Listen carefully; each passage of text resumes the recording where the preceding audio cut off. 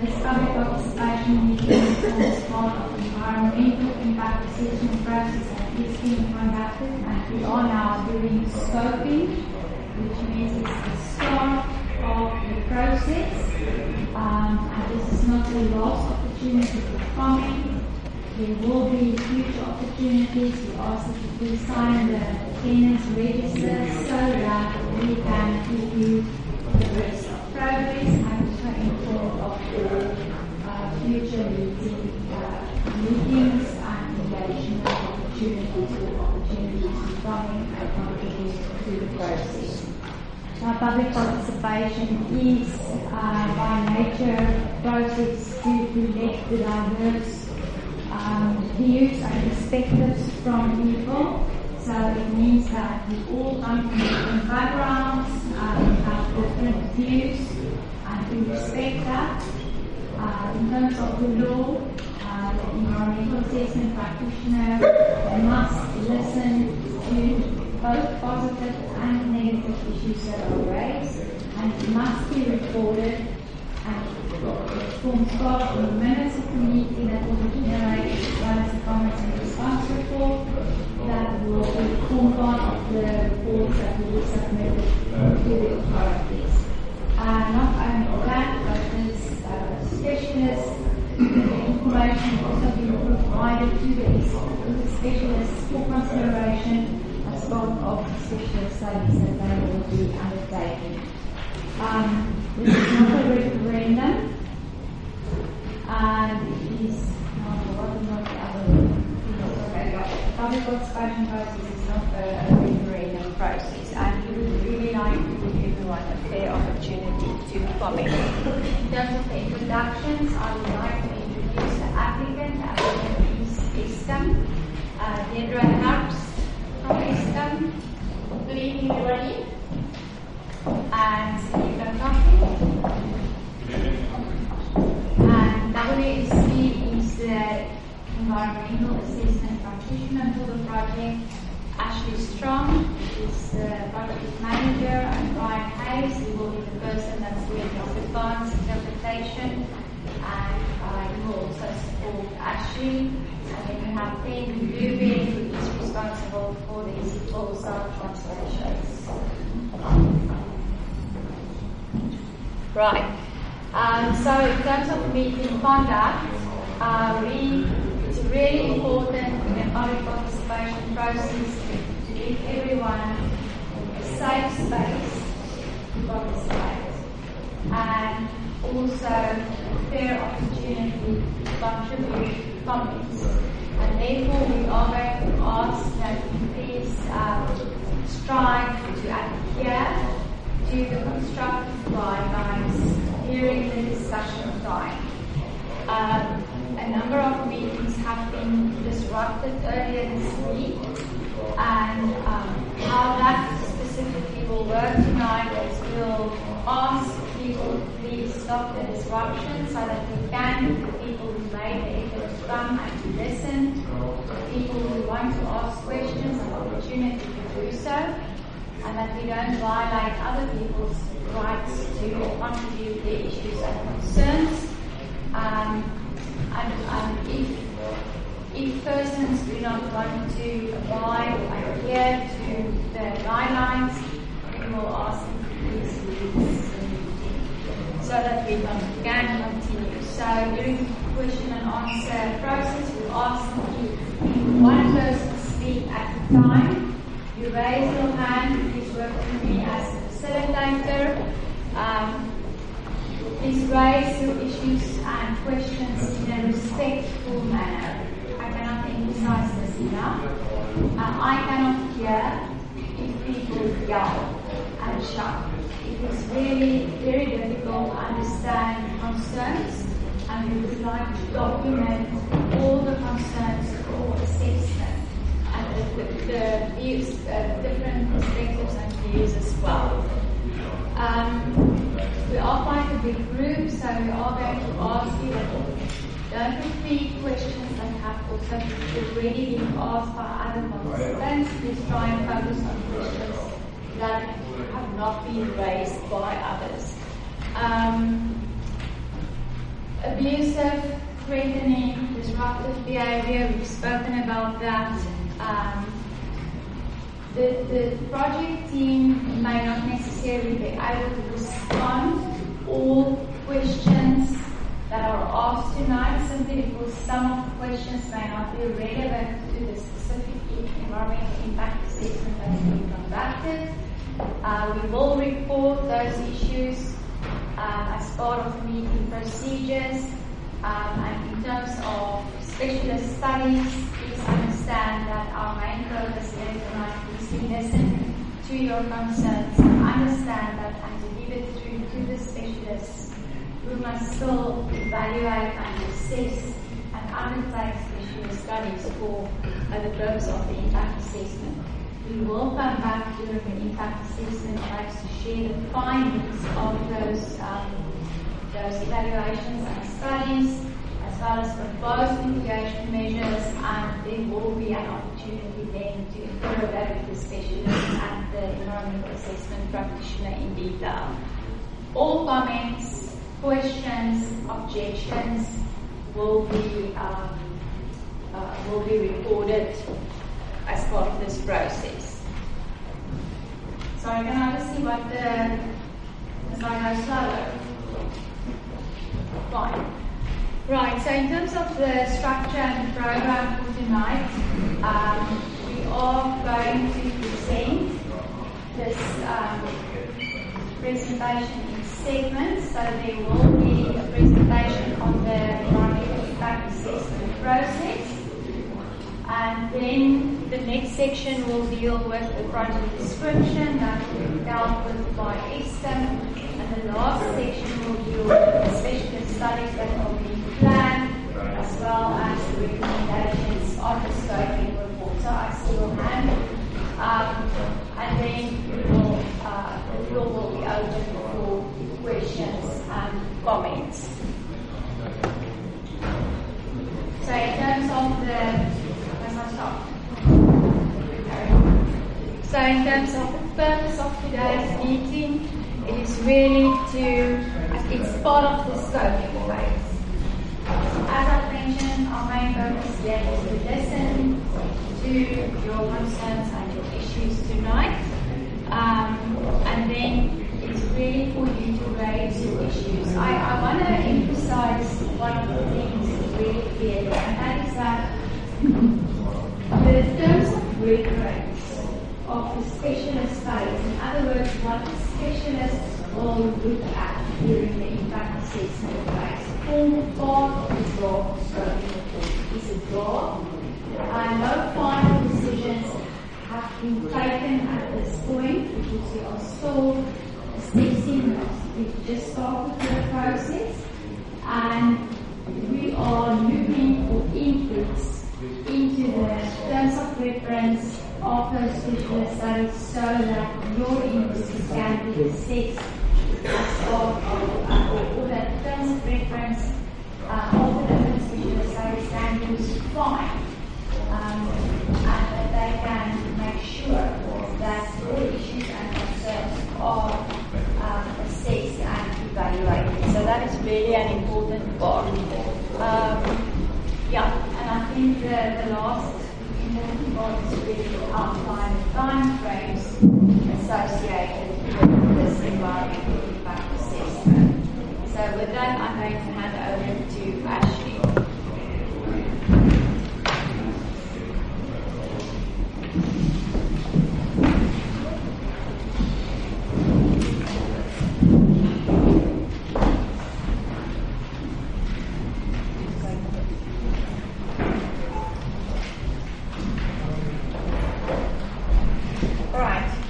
Can everybody hear me? Good. Okay. I will try and speak a little bit slower than I normally do, just so that the translators can keep up. Why are we here today? We are, as you all know, we're here to present a little bit of some information on the new proposed nuclear power facility that is being looked at. I think most of you have been involved in the previous process for Nuclear 1. The Nuclear 1 EIA received an authorization in October 2017. for the Danafontein site, which is situated next door to Coburg, near Cape Town. That did go through a lengthy set of appeals. The appeals last year were dismissed in July 2025, and the EA was upheld. We are aware that the EA is currently under legal review. The Danafontein site, as I said, is neighbouring the Coburg site, which is the existing nuclear power facility in South Africa, which has been operated and managed by Eskom for the last 40 years. This EIA is to look at a third site for a nuclear power station, so that would be Coburg plus Danafontein plus a third site, and it is looking for 5,200 megawatts in terms of total megawatts for future planning. And we have looked so far at the Bantamsklip and the Tacepunt sites. Right. The decision to look at nuclear energy has been made from a government point of view in 3 different documents, namely the Nuclear Energy Policy, which was published in 2008, as well as the National Development Plan, which for 2030, both of which are government policies and plans that say that there's a need to look at nuclear energy in terms of the energy mix going forward. The last plan that needs to be looked at is also the Integrated Resource Plan of 2025, and this particular plan looks at installing generation capacity of nuclear energy of 5,200 megawatts by 2039.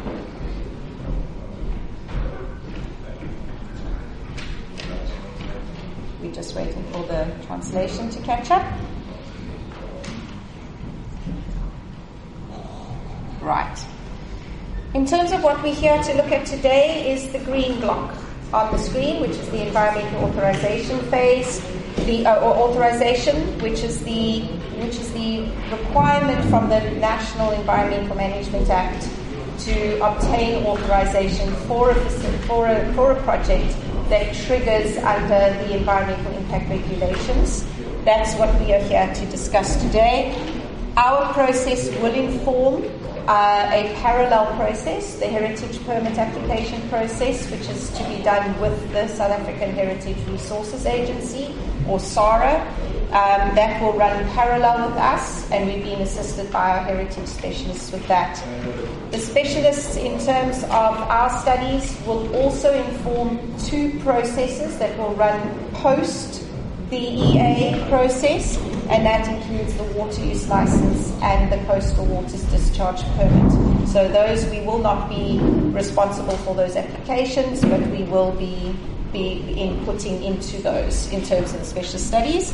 The parallel process, or process that's running concurrently with us, is the nuclear installation site license, which is run through the National Nuclear Regulator, and that will run concurrently with us, but it's not part of the EIA process. Something that has changed since Nuclear 1 EIA is the EIA regulations. The previous EIA regulations were fairly unlimited. They were unlimited in terms of time frames. There were no specific time frames included. Subsequently, in 2014, the EIA regulations were updated and changed, and they now include very specific time frames for both public review, the competent authority, whether it be national or provincial, as well as the environmental assessment practitioner or EE. This is something that's very different to the previous EIA, and we will be required to follow those processes and those time frames as far as possible. So we've already submitted the application in end of March. We've put the document out originally for 30 days for public review. Subsequently, we requested an extension, which has been approved, and that public review has been extended to the 25th of May. I think you should all have received an email to that effect. The scoping report then needs to be finalized and submitted to the competent authority for approval of the plan of study for EIA. Once that has been received, we can only move forward into the EIA phase. The EIA phase will also generate a document, the draft EIA report, which will be released for public review towards the end of the year. In terms of public participation, before we started the public review process, we had just on 10,000 people on the database. That has significantly grown since we started that, and also obviously through the course of this week, we've added numbers to that. We've announced the project in various different methods, with newspapers, radios, Facebook adverts, site notices, pamphlets, and now we're doing virtual and in-person meetings. We also have been doing some focus group meetings, and those will continue throughout the process. We also want to note just that you are able to obtain the document in various different ways: hard copy, the website, and also a data-free website. And every single comment that we receive, we have to capture, we have to record it, and we have to respond to it in a comment and response report. Every single comment that is received is captured in that comment and response report. It also, in the original comment received, the piece of paper or the email is all submitted together with the comment response report to the department with the final report, so that they can review it and have a look at what people are saying. That comment and response report follows the project throughout the process, right up until the final EIA report is submitted, which will probably be early next year.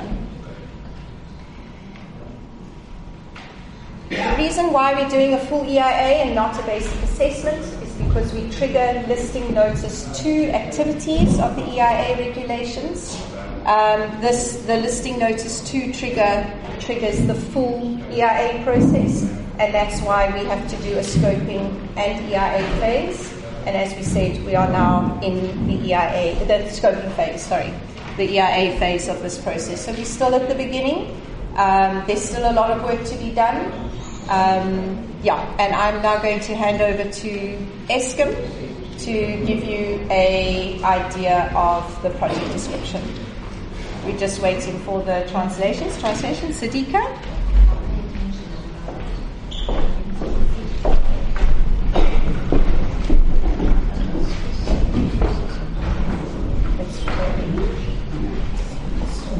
You're going to have to put it in because the clip is missing.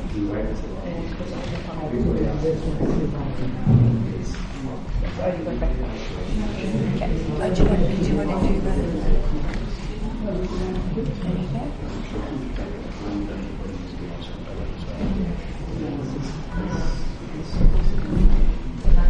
Okay, good evening, everybody. Just to confirm everything clearly. Okay, I'll be taking you through the operation of the plant and what the major components are that we have.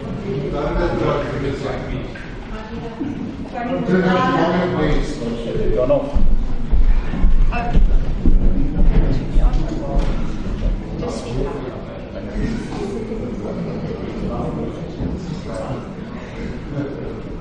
Can you hear me now? Yes. Okay, great. I'll keep it in mind, it'll be easier. So I'll be taking you through the major components of what the nuclear plant will have, and a brief function of the main components of the plant, and I'll describe that in terms of the project delivery that we have. So what you see on screen is really a cross-sectional view of the plant, providing you an indication of the major components and subcomponents that we will be using to generate electricity on. And really it starts off with the efficient reaction in nuclear fuel, where we're splitting a uranium atom to produce heat. That heat is used to warm up the water in the reactor. That's in this purple circle over there. And the water in that circuit then is heated up and cooled off by a component we call the steam generator, and that's returned then back to the reactor where the water is heated up, and that circle generates the heat that we use to generate steam in the steam generator. So the steam generator has two important functions. The first function is cooling of the water that goes through the reactor, and the second function is the generation of steam, which we use to drive a turbine that's connected to a generator, which then provides us electricity through the electricity network and what we see on our house and what industry uses. The water in the condenser of the turbine is then cooled off by seawater, and that steam cycle that's in blue, is shown in blue in the diagram, is then returned back and provides us a second closed loop. Seawater cools in the condenser is used for cooling of the condenser. An important part of the little green is no contact with the purple circuit. And it's also not in contact with the blue circuit. So it's three independent circuits that's used in a pressure water reactor design for cooling of them. The components are separated from each other, and there is no radioactivity in contact with any of the seawater that comes through that process. All the important nuclear safety components is housed in what we call the reactor building or the nuclear island, and that will be shown as the larger circle, and that's about a meter thick reinforced concrete structure, and we call that the nuclear island. On the next slide is just a typical outlay of what the plant would look like physically, and it has a few important considerations that I'd like to show out for you. Okay? The first part being the first part being the nuclear island, as I've spoken. It houses the reactor, What about the the containment structure, as well as the steam generator cycles. It's the backup of the tsunami. Like, you just showed us the most basic thing ever. I know, but I want to know, like, that's like for a 4-year-old. Like, I want to know what happens if there's a tsunami. How does that fluid work? What's your plan? It's just the basic. Child.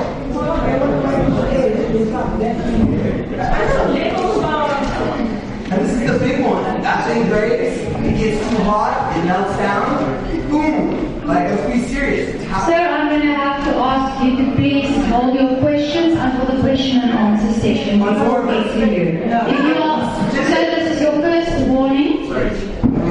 We will ask you to leave the room. We have many participants who have come to attend this meeting, and we would like to give everyone an opportunity to fairly listen to the presentation. Thank you. Let's talk about real things.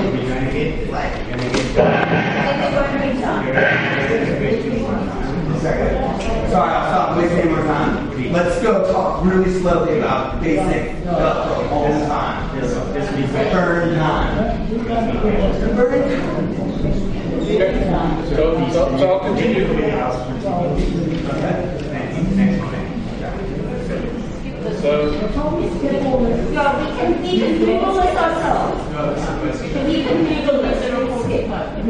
So for the benefit of everybody else, I'll just continue with the presentation. As I mentioned, we have a nuclear island. It's a meter-thick reinforced concrete building that houses the nuclear reactor and the safety components within that. It's coupled to a power block, and that houses the turbine and the generator set, which then connects through to the electrical infrastructure system and the high voltage yard, and those will be the power lines that will come out through the electricity network. We will also have on the plant ancillary buildings, office buildings, maintenance workshops, chemistry laboratories to support the operation of the plant during the operational periods. And important for this site, we will use a lot of water for the operational needs of the plant as a nuclear plant. And our intention is to use desalinated water. We will desalinate seawater to reduce our freshwater needs. and that will really eliminate the need for the plant to rely on any municipal water requirements or any of the boreholes or natural water resources that's on the site. We will also have temporary waste storage facilities where we will store intermediate and low waste and as well as our fuel in appropriate spent fuel pools. And these will be transported by road to the National Radioactive Waste Disposal Institute facility. It's in the Northern Cape. It's called Falklands. It's the only licensed facility that manages the treatment of those waste and the ultimate disposal of them. So those will be carried by road to the Northern Cape. As part of the construction, and there will also be ocean works that will need to be done, and this includes intake and outflow facilities, and we're still working with the consultants around the disposal of the spoil and the spoil sand and how that will be disposed of in terms of excess sand that will be there. In terms of the plant design, we have not yet finalized the design. We have finalized in terms of the nuclear energy policy that it would be a pressurized water reactor. It's not the Russian RMDK design that Chernobyl has on that. And we're using the plant parameter envelope process. It's an internationally acceptable process that a lot of countries we specify the requirements through an envelope or range of criteria that you expect the different reactor designs to meet.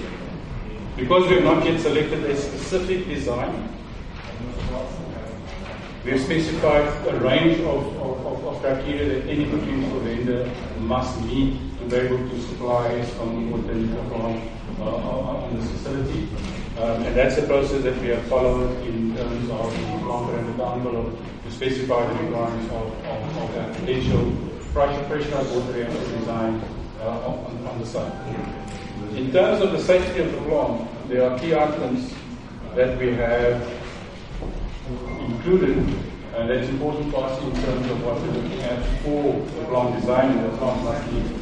The first of those really is talking to what we call the increased use of passive safety systems. This is relying on the laws of nature to achieve certain functions, like gravity-fed systems, where gravity does the work in dragging the water from high systems to lower systems. The use of natural circulation, which is a physical phenomenon of transferring heat from one area to another through that process. And really it's around instances where you don't want to rely on electricity or other short, limited duration human interaction to achieve certain safety functions. And we're looking at those type of systems that are being installed on the plant, and that's the latest thinking that is currently being used in the majority of the new plant designs. Another key important part is the use of simplified designs. Not an overly complex plant, but a simpler plant, lesser components, fewer components, easier to operate, and less items to break, and really overall better management of the facility. We have what is known as the concept of defense in depth. And this is really relying on multiple layers of defense to achieve a specific design objective in what we're looking at. And really, if you look at it in simple terms, I've shown you the figure of the nuclear fuel and the reactor. Those are two layers of defense where if the fuel gets damaged, it still stays within the nuclear reactor. If the reactor should get damaged, it's still contained within the containment structures. And that gives you at least 3 layers of defense to achieve the same objective. Another important part of that is what we call redundancy. So redundancy is where you're relying on multiple systems to provide exactly the same function. I use the example where often you may get a steam-driven function to achieve the delivery of a certain body of water using steam as a driving force. We normally use electricity, but it's an alternative. And another way of explaining redundancy is really where we have two pumps to do exactly the same function, 2 or 3 pumps. You only need one, but in that case you have another one to perform the exact same function to do that. What we are key for us is really making sure that the plant is designed for extreme weather events and weather events. We've taken a lot of learning on there and specified specific requirements around the robustness of the plant to meet specific extreme weather conditions, like a tsunami, like high winds, earthquakes, and there are certain criteria that is being specified that the plant needs to meet in terms of the safety of the plant for us to operate that safely. So those are key issues that needs to be taken into consideration in terms of the robustness of the plant against extreme natural events and phenomena. And that is what we're looking at in the plant design document.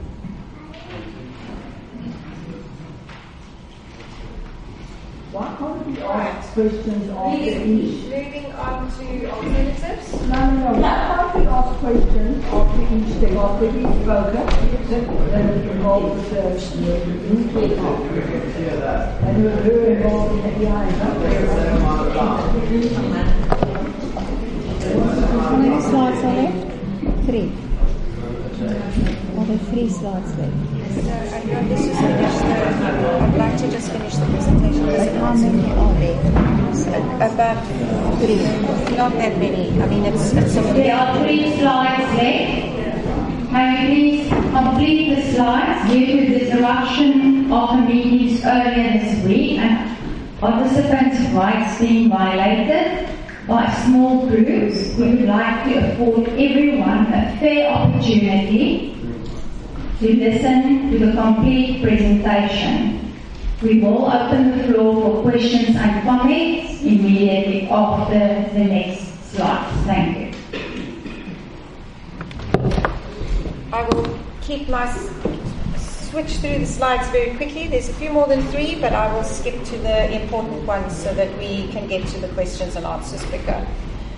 So the first important slide is the alternatives that we've looked at and discussed in the scoping report. These include site alternatives, energy alternatives, and design alternatives. The other one that is important that will definitely be going through into the EIA phase is the no-go alternative, which we do, by regulation, have to look at.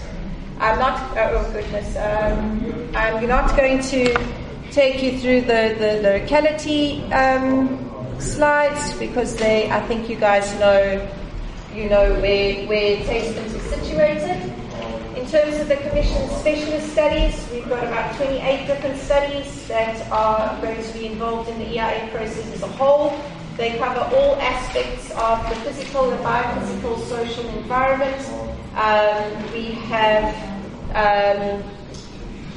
tried to use also as in some of the key studies, specialists were involved previously, so they have the depth of knowledge of the last however many years of studies. I'd like to just confirm that the specialists have all been given access to the previous studies as well as they're having to review those studies, and their studies are not just the same studies, they are new studies. They've been looked at the old studies, they've been doing site visits, they've been updating with any new information because things have changed over the last 10 years, so the studies are new and they are looking at all the updated information as well as what was previously said. We have also done some sensitivity mapping, which is something new that wasn't required before. I would point you in the direction of Chapter 8 and 9 of the chapter of this draft scoping report to go and read up a little bit more about these. We have asked the specialists to look at the potential impacts that they can identify at this stage and at this level of study that they have in terms of baseline. They've also already identified some potential mitigation measures and how the significance of those impacts may change post the implementation of those mitigation measures. These are obviously provisional and will still need to be re-looked at and updated into the next phase. We did ask the specialists with the baseline information and the impacts that they have looked at to date that they look at both sites and see if they have a preference for sites at this stage.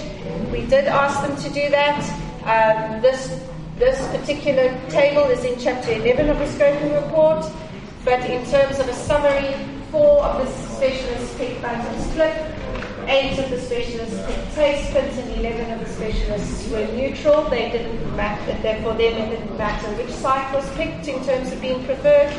And then looking at that in terms of looking at making sure that we can focus in the EIA on the most feasible, reasonable and viable site for the next phase. Taspins was identified as that particular most viable site, looking at also the NNR readiness part of it, as well as the connection to the grid. The Bantam's Clip is not as ready and therefore not viable in order to be ready to be operational by 2039. So a lot of things went into that decision. This is, however, not the final decision.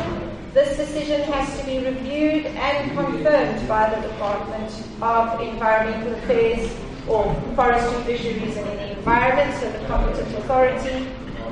And they may come back and say that they don't agree with our recommendation. They may ask us to go back and do detailed studies on both Bantam's Clip and Taspins, or they could come back and say they agree with our recommendation at this point in terms of Taspins being the preferred site for detailed study in the EIA phase.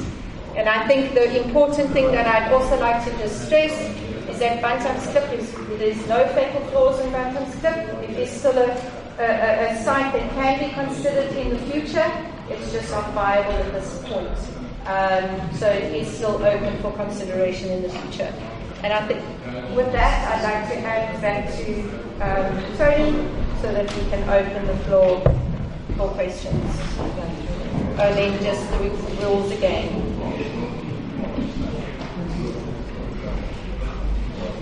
And then we'll do the collect and exit. Right, so before we collect the exits, I see the hands that are up. Thank you very much. Ashley, can you just help me check the hands? I'm going to ask everyone to run through the rules. Can you not hear? Now, I'm going to type the collect the hands exits now. I first like to see agreement on meeting guidelines for constructive contract by show of hands. The majority of the board agrees that we will conduct this meeting in a respectful manner and then also create a safe space for fellow participants to raise the issues. I would really like to listen to the questions. Thank you. We can collect that issues now.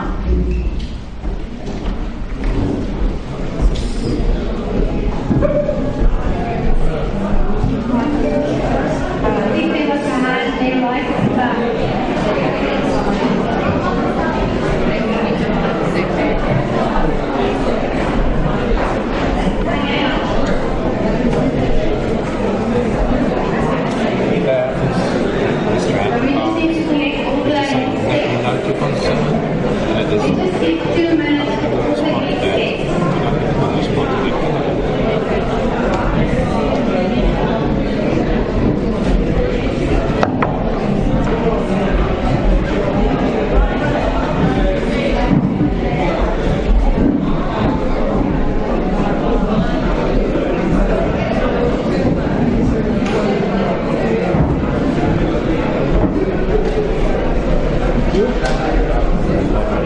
Ja.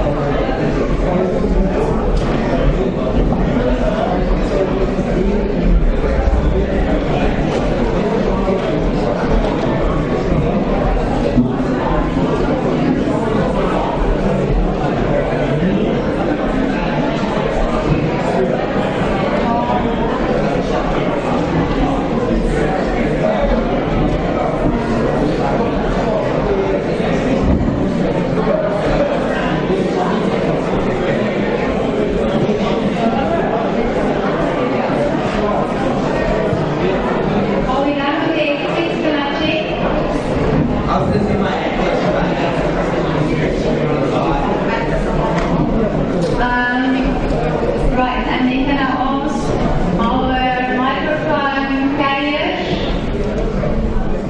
Steve, will you help please?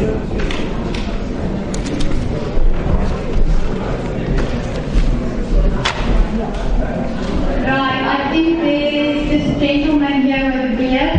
Sorry, I don't even know your name. Please state your name and your surname before you ask your question. I see the hands, I'll get to you.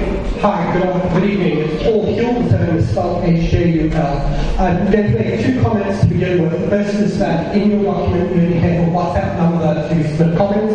That number is not working. That needs to be on the record because this is supposed to be a public participation process, and that public participation mechanism is not working. You can't advertise it. The second comment I want to make before going into questions is, yes, I can understand your annoyance with the gentleman over there. I think part of the audience feels it. But frankly, my concern is that from the start of this meeting, we have been treated as though we are all one nebulous group.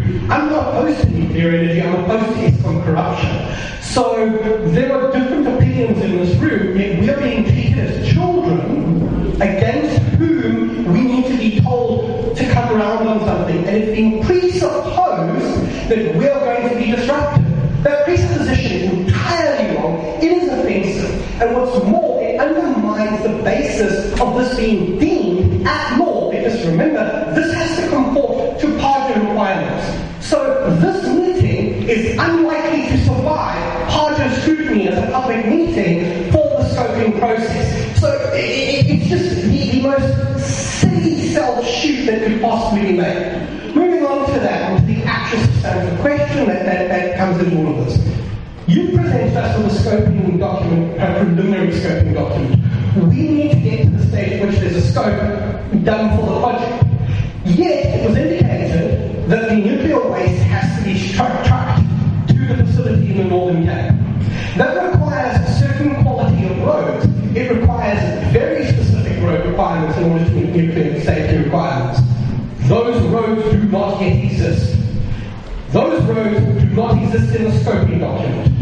In other words, quite simply, how on earth are we going to be narrowed into a scoping document that defines the environmental impact assessment when there are key components not included that could all become a later problem?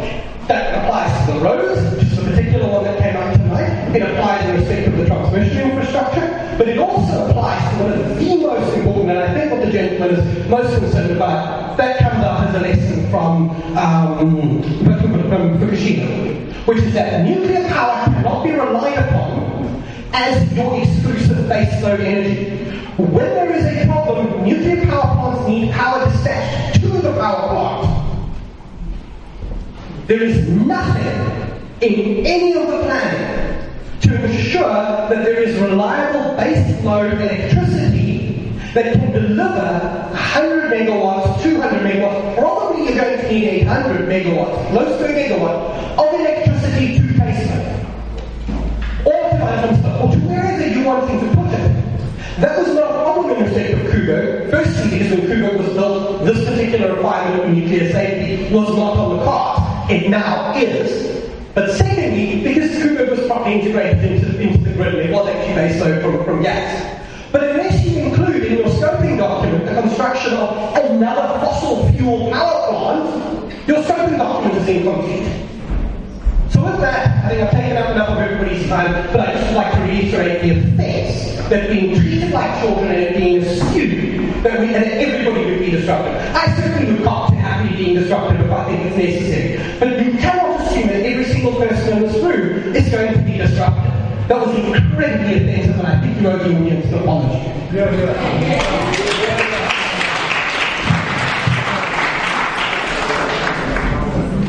Thank you.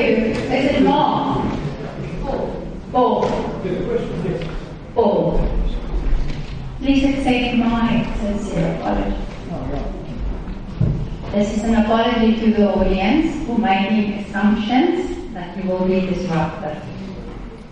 I'm sorry, we've been through quite a week of disruptive meetings, and it was not right to assume that this audience would be disrupted. So thank you for pointing that out. I am once again very sorry about that. Right, so I am going to ask Brian, could you just respond to the questions, and then we will take the next question. Thank you very much. I'm just going to go on this, and I'll give this. Thank you, and thanks very much for the questions. With regards to the scoping report, it's actually something that we pick up a lot in the meetings at the moment, in terms of whether the scoping report, the detail that's provided for in the scoping report. What is very important to understand, it is a scoping report. At this stage, WSP, as the E, we're not saying we have everything yet. That's not what we're saying. That's exactly what the purpose is of the scoping report. It is to identify where we need to go and investigate further. And one of those processes of investigating further is to also consult with them, to get your input and get your concerns for areas that can finally define the full extent of scoping. And that's important. Because remember, the scoping, this is a draft scoping report. In other words, it's now in this, once we get your input, the scoping report will then be finalized, and then it will be submitted to the DFM, the competent authority. They will then make a decision, not on approval of the project. What they will then make a decision on is whether we've scoped this EIA correctly. Before we then move into the next phase, so they can either approve the scoping report, or they can say, guys, there's additional gaps considering what the public has raised, or other aspects, like for instance, you haven't adequately addressed a certain component within scoping, and then once that is finalized, or if it gets approved, then we move into the EIA phase, in the process, the phase in which the detailed assessments will be undertaken. I'd also like to just ask, a lot of the questions actually were referred to Eskom in this regard.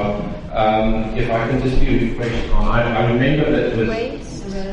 So it's a Toffee from Eskom. They have a lot of experience, and that's also at this stage why they provide a lot of feedback. Well, because they've got a lot of experience with Kuba in terms of aspects such as the waste. But before I hand the mic over to him, I also just want to point out that transportation of waste, traffic aspects, all of those aspects are covered through our specialists in scoping, however, in much more detail in the EIA phase as well. So it's not like those aspects, and it doesn't mean like if we don't know enough about something, we just skim over it.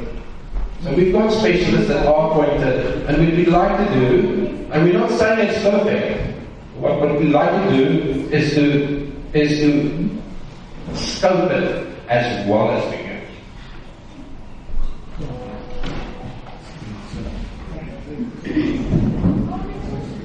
But I think the question really is the question around the roads and the road upgrade that will need to happen to facilitate that movement.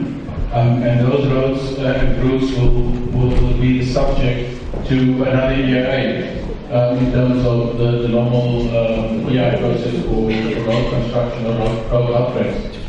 The routes will be identified as part of the project. But those will be separate EIAs that will be conducted around the specifics for the roads, like for the transmission infrastructure and the road. The gentleman is quite right in terms of the roads. It's not part of the scope because it's part of the roads EIA that will be needed to facilitate that movement around it. Thank you.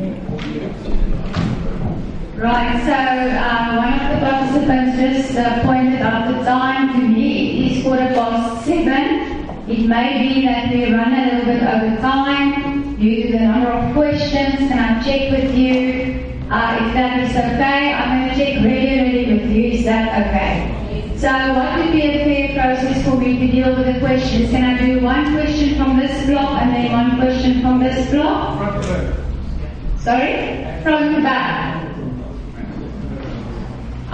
Because, yeah, there were 4 hands that were up first that I could see, and that's the man right at the back there. Then this lady, and then your hand, Sharon, and then your hand. So then I'll get to the rest of you. I see your hands. Thank you. Please be patient. We will get to you. Hi, my name is Chris here. Just to add on to the road thing, I don't know if everybody realizes it's 1,000 k's from here to Falklands. It's a 20-hour drive with nuclear waste on trucks. The risk is disqualifies. I mean, it's ludicrous that it's even considered. Do these trucks? What's the security around? Road accidents our roads are swamped with trucks.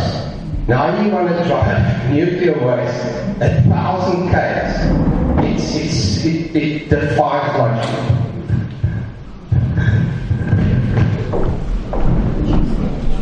So, I'll address that.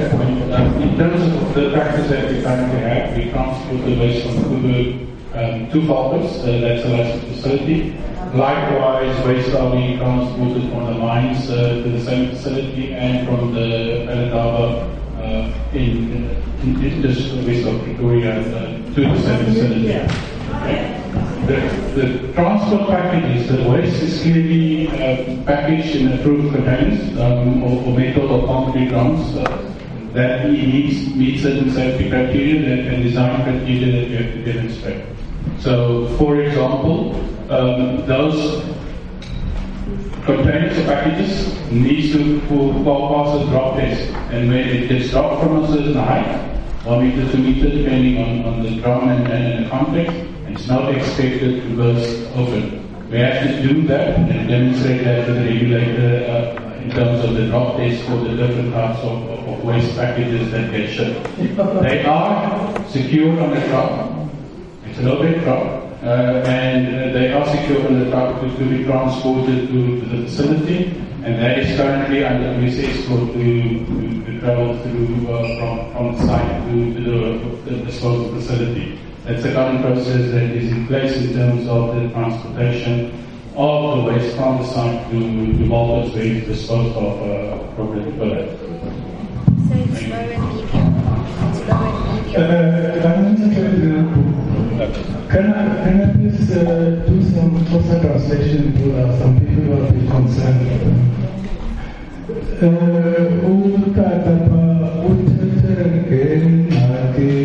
Transport waste, nuclear, each distance and amawaka kilometers, kusuka hapa yale inopeke.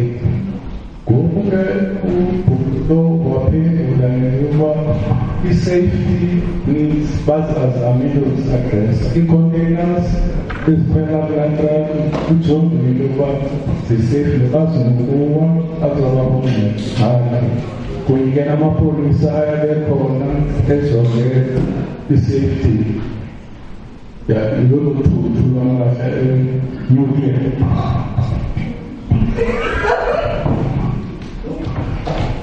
Thank you. My name is Meryl Ford. So I'm going to read the question because I've prepared. So I don't know if you guys have been here for, I've been here for the past week, and you would have noticed the kind of gale force winds we've had the past couple of days. So, are you aware that it would take 20 minutes, and that kind of wind happens often, I can promise you that. It would take 20 minutes for radiation fallout to reach Durban from Tastepunt in a gale force southwesterly wind. Okay? Are you aware that the Act requires the applicant and the municipality to evacuate all people in an emergency area in 4 hours? Okay? How can you possibly expect close to 100,000 Jeffreys Bay residents that may be exposed to harmful radiation in 20 minutes? How would they get away safely? That's not even talking about all the residents in Coco that are close to this. There's one road in and one road out. Thanks.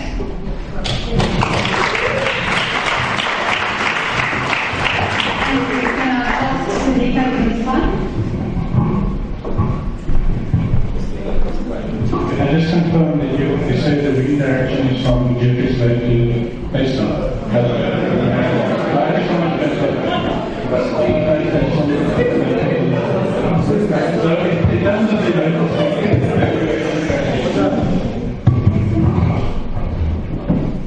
So in terms of the emergency evacuation route that is regulated, that we need to demonstrate to the regulator, it's part of the license condition that would come with the plant that the regulator would impose upon us on the evacuation route that it needs to be demonstrated. As part of the demonstration, we will have to demonstrate as Eskom to the regulator that there is appropriate evacuation routes, that the roads are able to carry the traffic, and that needs to be done before the plant is commissioned. And that is part of the demonstration that we need to do to run the new plant. It's not a requirement for now, it is a requirement for when the plant will go into the operational phase, and it will be demonstrated to the regulator to admit that. Where will the evacuees be evacuated to? There will be. In terms of the regulations, there will be.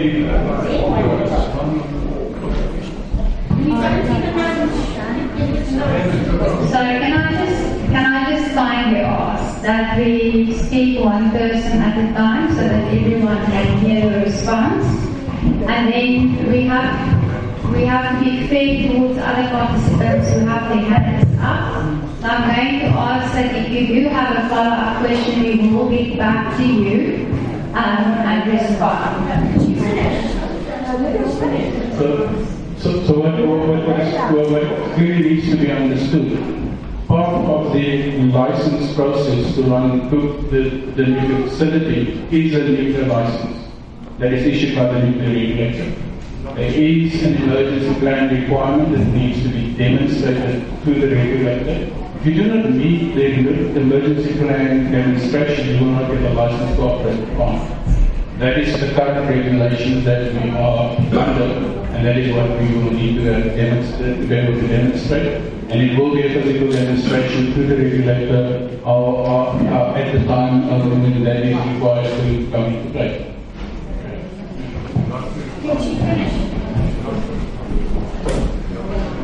So I just wanted to say, I've seen, in the DSR, there's a nice little circle around placement in case of nuclear fallout. A nice little circle. It doesn't take the strong winds into account at all.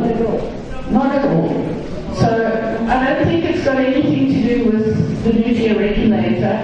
What it is for everyone to do the proper modeling so that you can understand this issue based on the specific conditions in this area with extreme winds and nuclear fallout.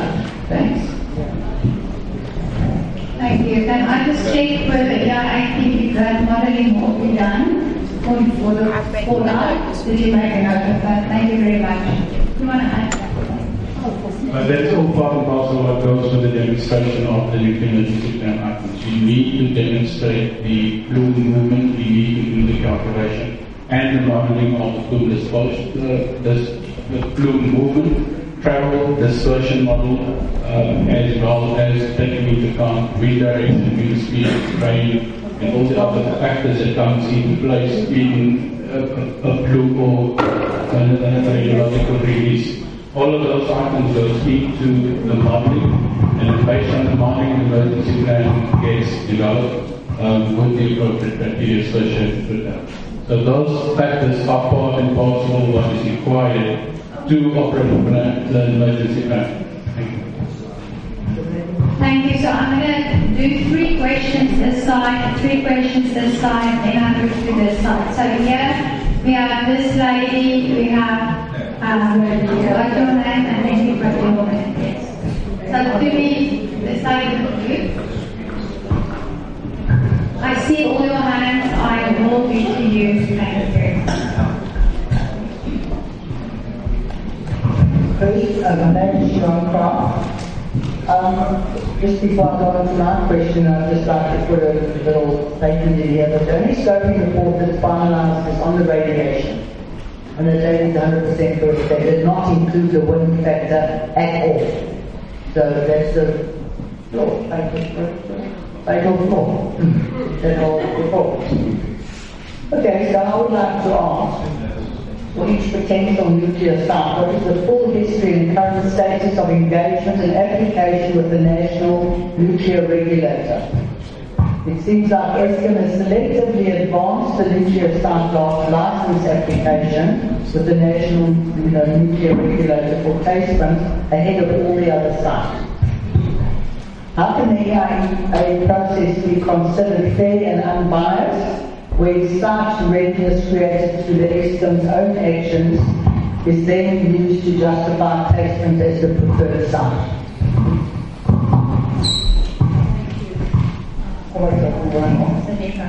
We have one more question.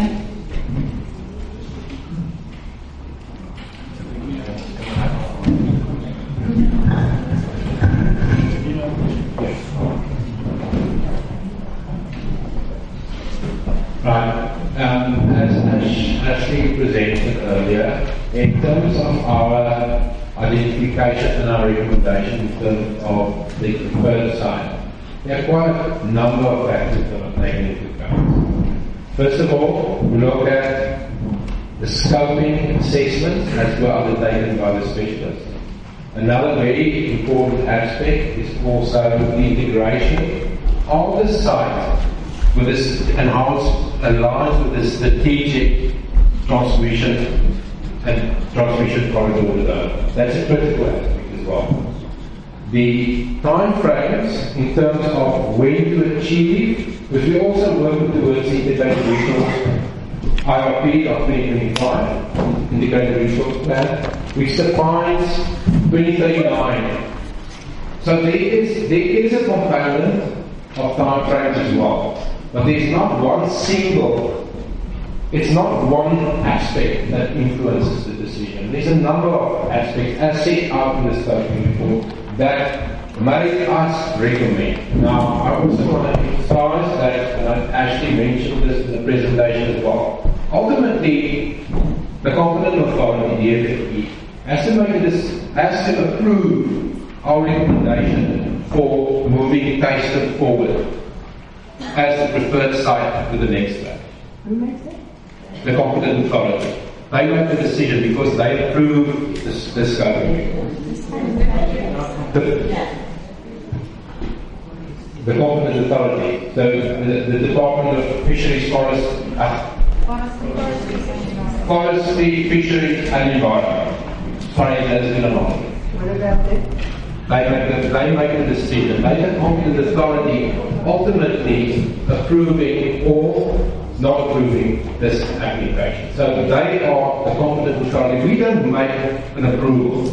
All we can do is we put together, we present our reports ultimately to them. They make the approvals or decision regarding whether this application is approved. So Eskom, that's what comes forward. Yeah. So Eskom has decided that Tayston is the preferred site. No.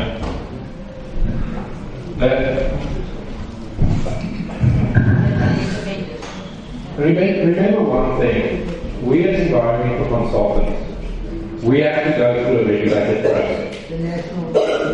No, it's not the national nuclear regulatory process. This is the EIA, that's a complete separate process. And it's very important to also emphasize that. We are undertaking the EIA, and then there's an NMR process running separately, which is to do with the site licensing, the nuclear installation site licensing, complete separate process, dealing a lot extensively with the safety aspects associated with the nuclear site. So what is the history in the current status? So what is the full history and current status of engagements and applications with the National Nuclear Regulator?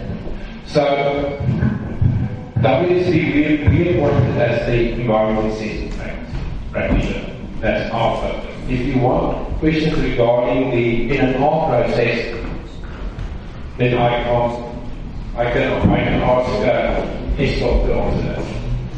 So I can't talk on behalf of the regulator, I can just talk on what we have submitted to the regulator. We have submitted an application for a new installation site license to the regulator.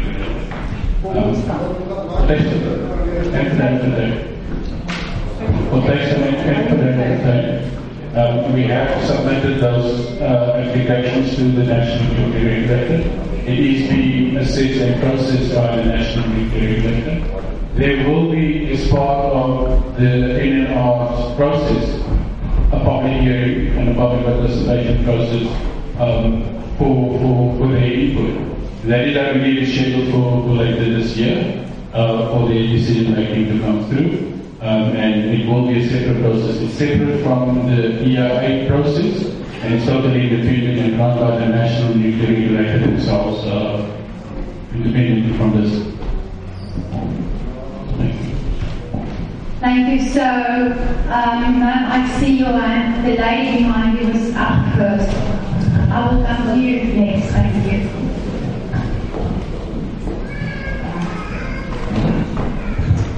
Good evening. My name is Malcolm Manikalakala, and I'm from Atlantic Africa. When the presentation started, there was an impression given that policy or legislation in this country supports the construction of new nuclear build, but it doesn't. The white paper that was quoted of 1998 clearly says that South Africa has got to move towards more renewables rather than fossil fuels.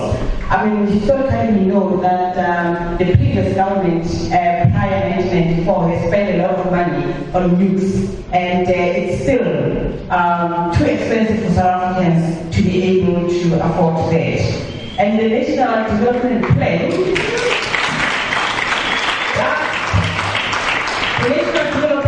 does not support nuclear at all. It says that the support to the feasibility studies for further discussions. And the integrated resource plan, even though it mentions that there should be some new nuclear build, it didn't consider that nuclear is not a low-cost electricity option. So that doesn't serve at all, because the integrated resource plan is misleading South Africans. We can't afford, if nuclear is not a low-cost option, let's take externalized costs. The issues that were raised by some of the speakers here around what may happen if things go wrong, if there's a tsunami, if there's a need for evacuation, those are externalized costs. The livelihoods of the fishermen, the livelihoods of tourism in this town or in this adjacent area, 200 kilometers radius, is at risk. So this should not go ahead. Thank you.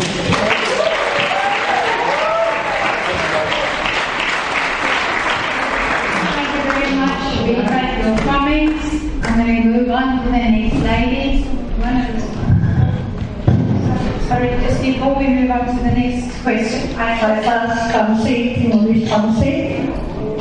I am no more. Please, if you say you must respect one another. Good evening, everybody. I am Cynthia August, better known as Koshwa, in my Khoi and San community. I am the chief incumbent of the Hamkwa, for short, First Nation Khoisan House. I specifically did not want to meet with WSP in private. Firstly, and I'm glad I didn't, because I read somewhere that they have alluded themselves and Eskom that the traditional leaders are pro-nuclear. Now, I have a caution here, a word of caution. Government has not acknowledged even one coin and cent group in this country as yet.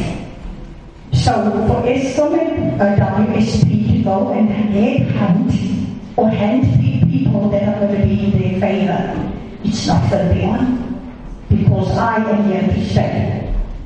We are here to stay. So I'm representing my traditional house this evening, and I'm asking WSP and Eskom, in the rush for you to have placement there, have you considered the fact that chocker and fisheries, it's the livelihood of our people in the Gulf? If you're talking about 12 degrees higher water like a backwash, what's going to become of our background?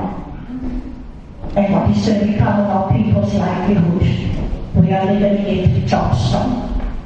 So to soap us and to take honey and rub it around our mouths, it's not going to work. My traditional house, right from the beginning, and we are an interested and affected party, we've registered with you. So I don't know if we still need to do objections.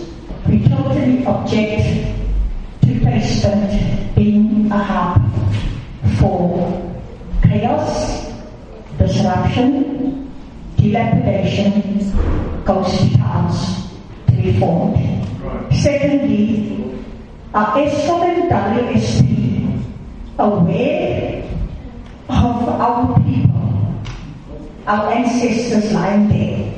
Do you know how many, if you've never been to a reburial of skeletal, then please be my guest, come. You will never be the same. You'll never come stand here and sell nuclear to us ever again. The fish, what do you call it, fish walker, for the lack of a better word. Are you aware of the fish walker that are 2,000-3,000 years plus old?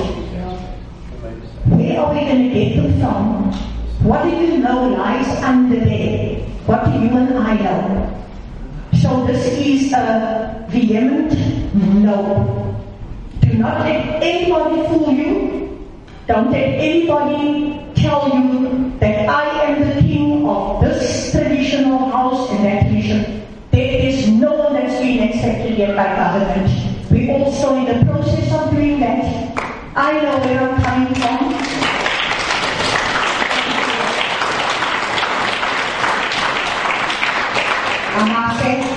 Thank you. So please go home, and I hope you have a sleepless night thinking. Because if you go and do a reburial with me, which we've done quite a number of, and we know what the SAPs do. It's been said they're going to look after our assets. What they do when they come across the skeletal of a 10-year-old child that is lying there that died of an abscess many thousands of years ago, they put it into a black bag and send it off to Grahamstown, which is now Makana.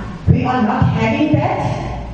Please be patient with all your plans. Thank you very much.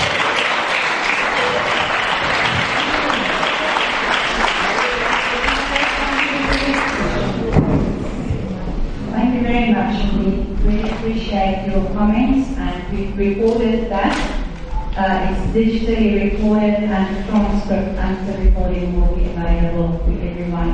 That is really noted, and I just want to invite you to also submit your comments in writing as well, should you feel that is necessary. So I've taken 3 questions from this side. I need to move to this side. There's a man right at the back, and then this gentleman here, I think if I remember correctly, it's Medikaya. And then that lady over there. I'm going to get to your hands. Thank you very much.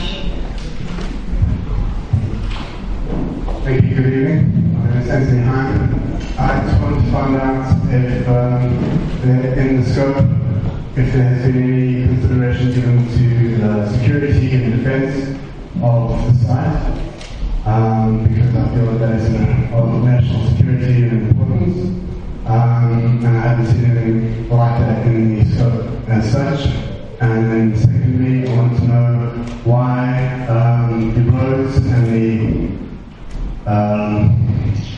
the transmission lines and the roads and the evacuation at EIA is separate, why it's not integrated, because in our minds they form an informed part of the whole assessment, and why and how somebody should be able to make a decision with both those things considered at the same time, not separately. Thank you. So the concern here is that national security is being left out of the scoping report, and then also the fragmented EIA approach. Perfect. Thanks for your questions. Very good ones.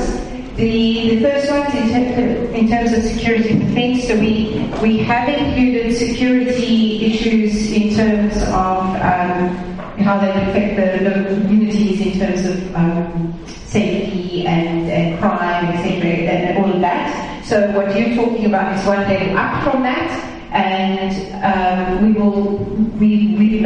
to write that down as soon as I stop talking and hand it to our social specialist so that he can make sure that he goes to that level. So thank you for that, it will be added. Then in terms of the different EIAs, so what happens here is, unfortunately, the roads, for example, and the transmission lines, both would need different applicants, which means they would need a different process.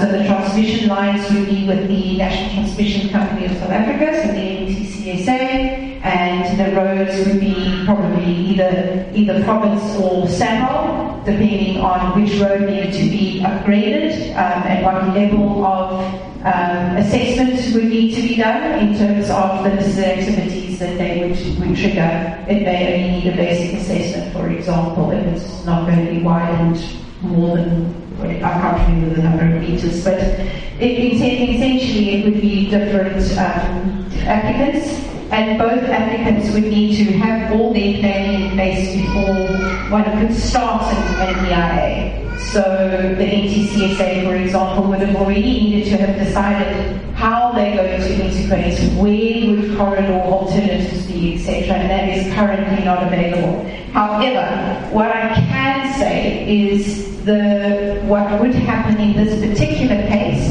is the EIA would make a recommendation at the end that an authorization condition stating that the EIA for the roads and the power lines would need to be in place before construction would start.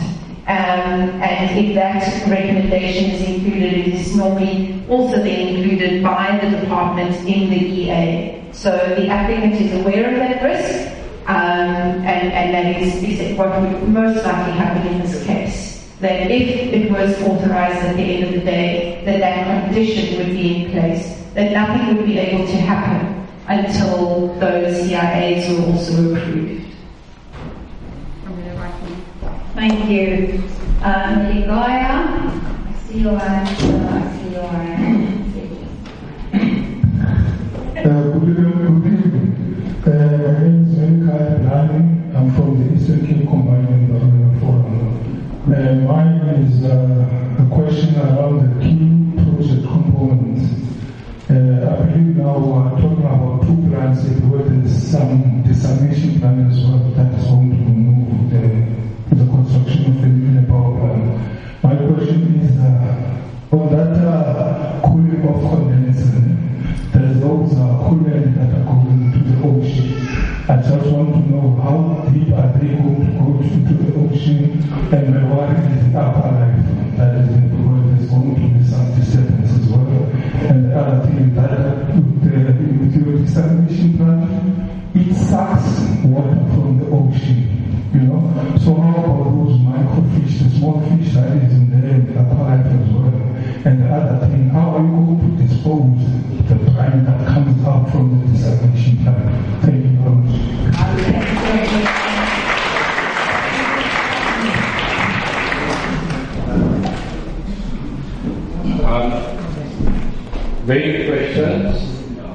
there's definitely, impacts on the marine environment, potentially. That is probably one of the biggest considerations in terms of how all of these activities, because it does interact with the ocean. Sure. As we set out in one of the slides, and it's also very much detailed in the scoping report, so there's a plant parameter envelope that's been at this stage defined. That provides information on potential volumes, or maximum volumes, maximum distances of intake and outtake structures, and volumes of water for associated. So remember, as I mentioned earlier, our specialists still have to take that data. So it's worst case, and it's based on existing nuclear technology that those worst case parameters have been selected. So based on that, the specialists still need to do the detailed assessment in terms of extent or significance of risk, and then look at what mitigation measures are required to ultimately get to a level which the specialist needs to be comfortable with, that the significance of that impact is manageable. That phase is taking place in the EIA. So I'm not going to speculate in terms of, I can't tell you what is it going to be that's significant, not now. Once the specialists have undertaken these studies, they will, but what I can tell you is that your concerns are noted. They will be included within the relevant specialist studies that will be assessed during the EIA. And that outcome, it's a transparent process.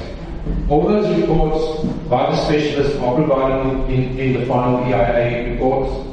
All the recommendations, all of this is provided. So it's up to you, can scrutinize all of that information as well. And it is important that even at that stage that you challenge it. At the last meeting, you said it was 1.6 kilometers.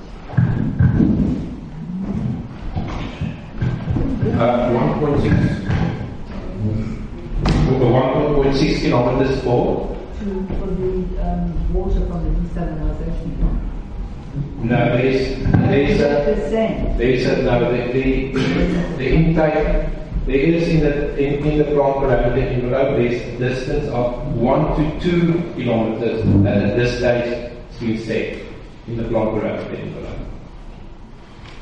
Thank you. I'm going to move on to that lady. Thank you for your patience. I see your hand. I'm going to move over to this side next. We need to take 3 questions here.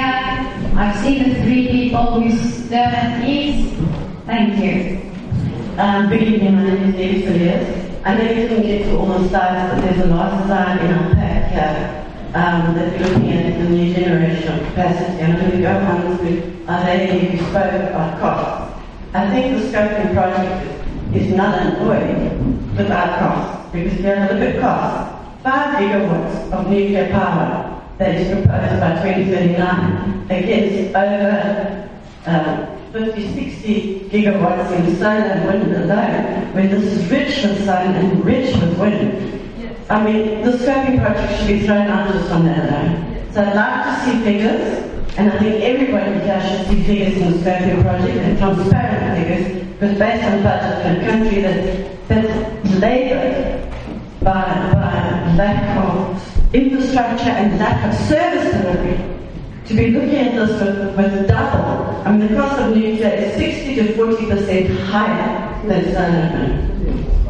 So I'd like to see something.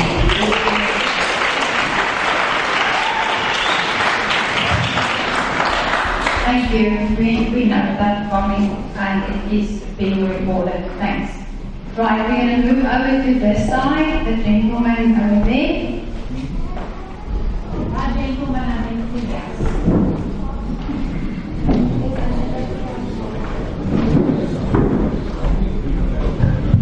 My name is Karel Fischer. South Africa has 3 portions of temperatures. We have the warm Indian Ocean, the average Southern Cape, and then the colder Cambria current. It must be the reason why Cape Town had nuclear plant there. Is there any reason why the West Coast for the colder water wasn't considered?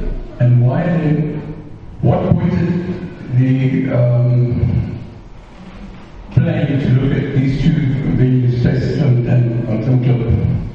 Why here? How did it mathematically calculate here? What were the factors? With the colder waters on the Benguela, and West Coast is one long strip of coast, obviously, for obvious reasons.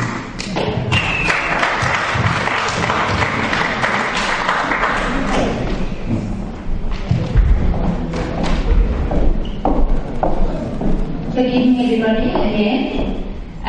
So there was a process that was carried out in the 1980s to identify nuclear sites. Shortly after Kuwait was constructed, it was already identified that that is a technology option that South Africa is considering. The whole coast was considered. There were a couple of exclusions at that stage. We had the homelands, Ciskei and Transkei, and those areas were excluded from the areas that were studied in detail. And eventually 5 sites were selected: Kuwait, Bantamsklip and Tasman, which you've been seen today in the presentation. And then there were 2 right up on the west coast. We did do an assessment of the 5 sites, including those 2 way up on the west coast. But from a transmission grid perspective, they were scoped out in the Nuclear One process that we carried out some time ago. And those 2 sites are not nearly ready to be developed for nuclear at this point. Was that 1980? No, the exclusion of the 2 West Coast sites was when we did the Nuclear One EIA. But it has not changed. The transmission line issues have actually just become more significant because of all the renewables that have been put onto the grid and are waiting for renewables. The renewables are waiting for the grid to be able to link to them, and so there's issues with the transmission grid in those areas. I think that's one of the Thank you. Sir, with the khaki shirt, I see your hand. I've noted your hand. Thank you. Good evening. I'm Henny Brits. I'm a resident of Jeffrey Bay for the past 26, 27 years. I'm also a member of Parliament, National Parliament. I'm the President's MP. Now, first of all, it is unfortunate that this session is held on Friday evening at the beginning of a long weekend. I wanted to say that it is a bit mysterious, but I'm not going to say that. That is unfortunate. Questions arise from what was not said tonight. Now, listen very carefully to what was not, or the information that was not forthcoming. Now, this is nothing new. This process is nothing new. People like Sharon, like my previous colleagues, Councillor August, Councillor Williams, we were present and we were involved around about 10 years ago in a similar process. And what we've done many years ago, in 2015, 2016, after we took COVID over, we had liaison sessions with Lepalale, the old Elzaras, where Matupi was talking. Now information is key. And what was not said tonight is what all the economic as well as social impact of this project. First of all, Madupi, which is, I think, comparable to building a nuclear site, took over 20 years to build. And it's not yet complete or 100% functioning. You have a nice breakdown. Now, an area like the Copa does not have enough people to work there as construction workers. So there is an influx, like we've seen in Lepalale. They must be housed. They need toilets. They need water. Let's stop at water. Now you refer to water use license applications. We don't have water in Qatar. Over the past 20 years, I remember quite a few droughts where we were restricted in our water use. To build a nuclear site in Tasman is going to take a lot of water. Unless you're going to use seawater to mix concrete, but I don't think that's going to work. So, first of all, in that instance, we don't have water. Then comes the problem of sewage. This is a grade 4 municipality. It's not a big municipality. My colleagues, the local councillors that are here tonight, know better than me.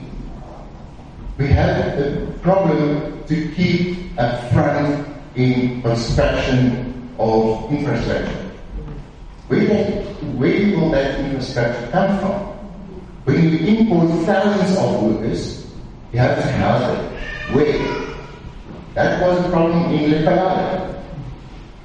With thousands of workers come interesting things like drugs and prostitution. Now, let's go and have a look at security, the police stations. They can't come as it is. What are the plans? Over the past 10 years, we haven't seen one single plan in that regard. Now, I've also been fortunate, like my navigator, to practice as an attorney before I became a politician. Our local court is built, or was built during the 1950s, with 2 district courts and 1 regional court. So there are 3 courts. Currently, I think there are 4 magistrates, am I correct? 4. 3. 3 for the cover. So, this influx of people, the influx of crime,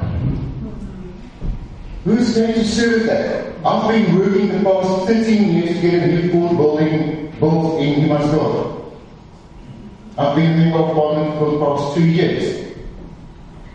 I think I'm going to be dead or retired before I see a new court building in Himansdorp. That's the situation, that's the reality. So I would very much like to see an assessment and a proper information session that the whole community can be informed of these factors and the impact that the construction of this magnitude will have on this quite little portion of our area. Operations included, not just construction. Correct. So, at this very moment, on this Friday evening, and I'm going home now, I've been away from home the whole week, on the go. And I don't or hope that it is not the last session that we will see, and what I've seen in the beginning of this session, hopefully it's not going to happen again. Public participation is a cornerstone of democracy, and it's a cornerstone of this village. Yes. We need to be heard, we need to be seen, and we need, as residents, to be appreciated. Thank you.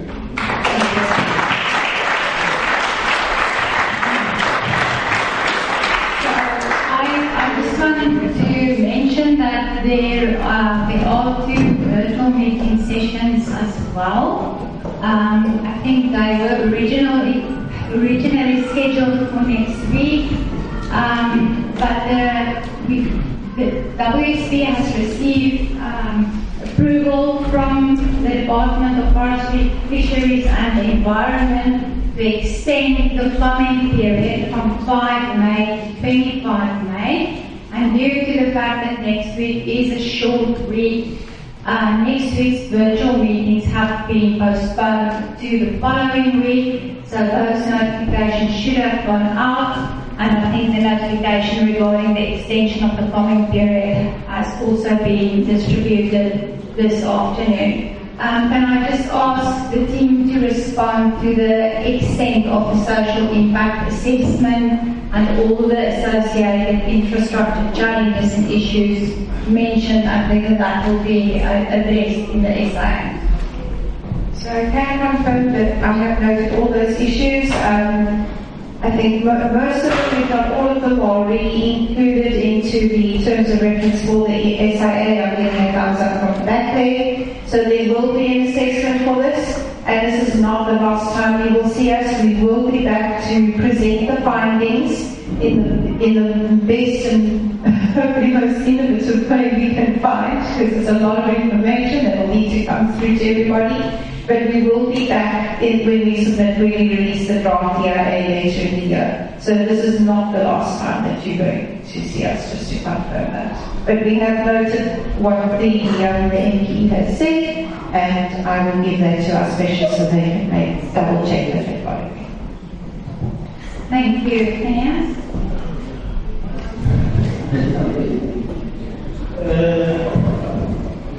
Thank you, everyone. Good evening. My name is Phineas. I'm the senior Kachuga from the National Association of Fishermen. I think I've been covered with all of my questions. I think there's a lot of fishermen inside there because I hear a lot of questions concerning the sea life. But I just want to first add on the gentleman that just like recently commented, we have one clinic here. And if you can go and check on that clinic, it's like the whole day people are staying there. So tell me if we're going to bring another small town. And then those people that will come here to work, their families will follow. Yeah. So you just imagine that chaos alone. So I just want to get this one straight on the Eskom. I mean, according to what has been said, and according to what you know on South African law, the South African law is against the what do you call it, the fossil fuels. Actually, it's heading to the renewables, the just transition. But you keep pushing the nuclear. I just want to know exactly what is behind that. Because for sure there's something behind pushing the nuclear so much. I want to get what exactly the push. Because we can hear the people are complaining they don't want the nuclear, but you still, the government and Eskom pushing it. I mean, the regulations, the NTCs and all the things that have been mentioned is against the nuclear, but you keep pushing it. I just want to know what's the big push behind the nuclear. So because I'm a fisherman, I will say obviously, according to the medication of the fish, you know, when you start the construction of the nuclear, it passes. Like I think that I did mention earlier on, but I want to emphasize this. During the building of Mbuga Harbor, right? So there were fishing grounds around the Berbo in PE. Fishermen will know that. We used to catch fish there on the shallow grounds. But after the Mbuga Harbor has been built, and the sand that has been taken come back to the ocean, even today, I think it's over a decade now, even today there's no fish there. So what is going to happen in the test pond? Like Osterba and Tespond, those are the major fishing grounds for the fishermen, especially the trout. So if ever there's going to be a sand come back to that area, if ever there's going to be a brine come back to that area, it's like, how's it going to be like? You know, so I just want to know if you think about the fisherman's life, because that's where we depend. That's our life. I think I mentioned earlier on, but I will put it on the record again. The fishermen are aging. There's no way that we can reskill fishermen to work on the nuclear energy plant. So if ever you come and put the nuclear plant there, that means you're taking the food out of our mouth. So as fishermen we say no to nuclear. We have other means. We have wind. We have sun. We can do the renewable energies that will be friendly to everyone, friendly to the environment, friendly to our community, friendly to our life as well. Thank you.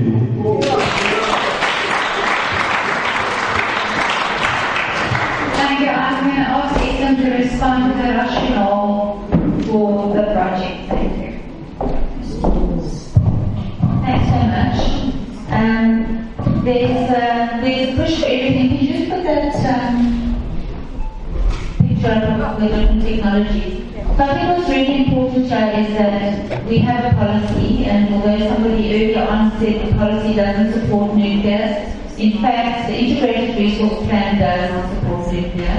It looks at all the technologies, and rightly so, it includes a lot of solar and wind, as has been planned for. But we are shutting down 8 gigawatts of coal in 2030. 8,000 megawatts of coal will shut down in 2030, and then in 2035 another 2,000 or 3,000 megawatts of coal will shut down. Because it's old, so one way they are old plants, and the other reason is that in terms of climate change, South Africa has made a commitment to a national determined contribution which says that we will continue to reduce our CO2 so that we are not impacted by climate change. So South Africa as a country has made a commitment, and therefore they need to look at various options, and nuclear is seen as a low carbon option. And in the Integrated Resource Plan, which is not written by Eskom, it is written by policymakers, and it is also open to public consultation. It went through a few rounds of public consultation before it came with this outcome, which says 5,200 megawatts of nuclear by 2039. Doesn't say yeah in the Eastern Cape. Doesn't say Doesn't say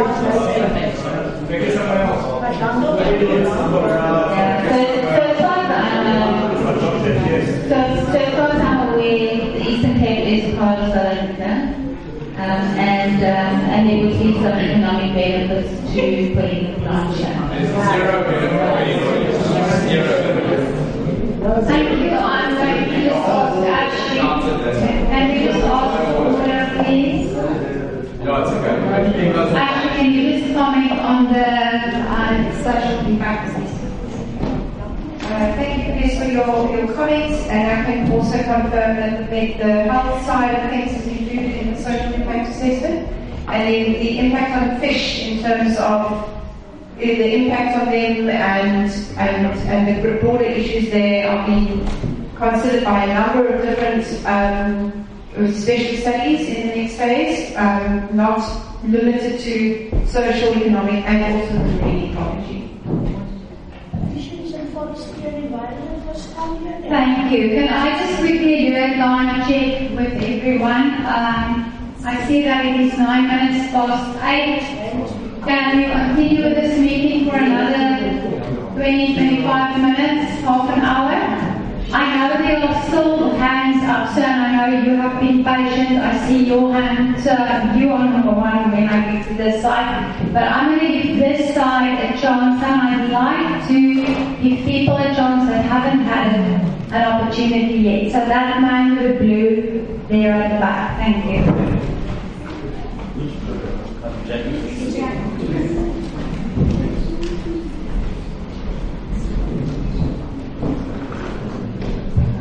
Thank you very much for giving to everyone. I'm not sure if the translator is still around. I would wanted to say this in my home language so that I can express myself fully. But because of the issues of time, let me do it in English. I'm thankful for that slide that came up because it's okay. Let me start out here in Zana. I'm staying in number 56, Kuka Street in Centerton, in Henki. And I am a representative from the African National Congress, the ANC. I'm grateful for that particular slide that's coming up. And I would want us, these public participations, it's something that came in this new dispensation after 94, because when we're talking nuclear in the 70s to 80s, there was no public consultations anymore. We must then respect this particular process that we are undertaking. I'm saying that precisely because we should never, because this is about the future of our region, Oha, whom we all love, and want to see prosper.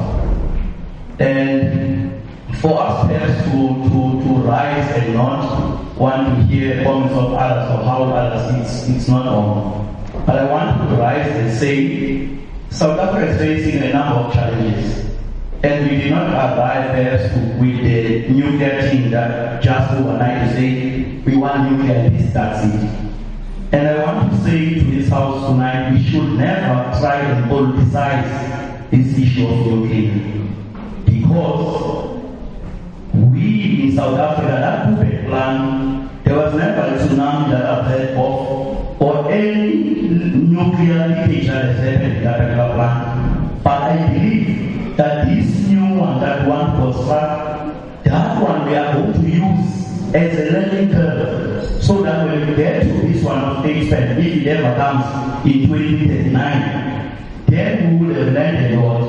And the number of nuclear scientists and engineers in this country that are so capable to man this, it should not be looked in their skin color, because majority of them are black. Go and see an additional nuclear regulator, the scientists and nuclear engineers that are working there, it's black people.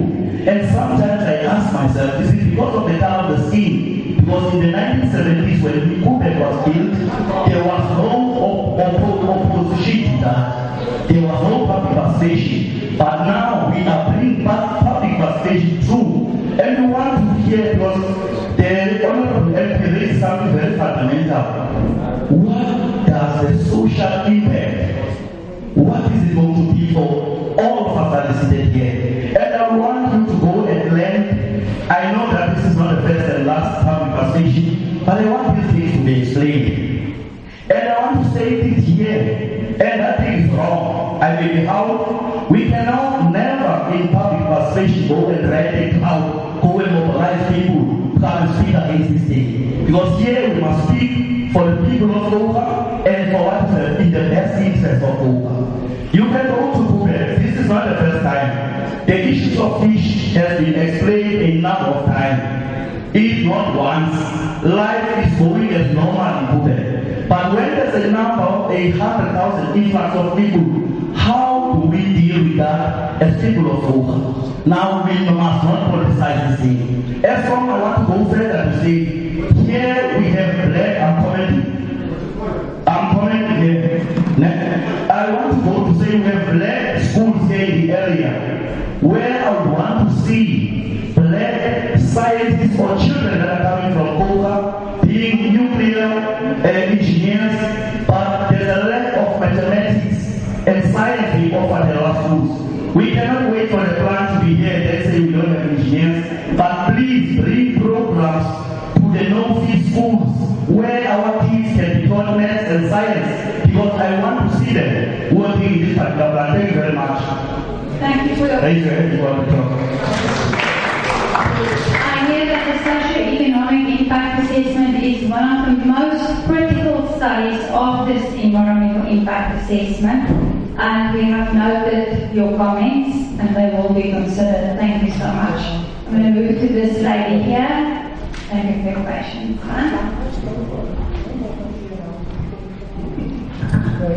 My name is Kathy. I just want to get back to this lady's comments about political weather change. Firstly, the last lot of meetings, which was about 10 years ago, they had the prevailing wind down incorrectly. I think you need to go back and check on that.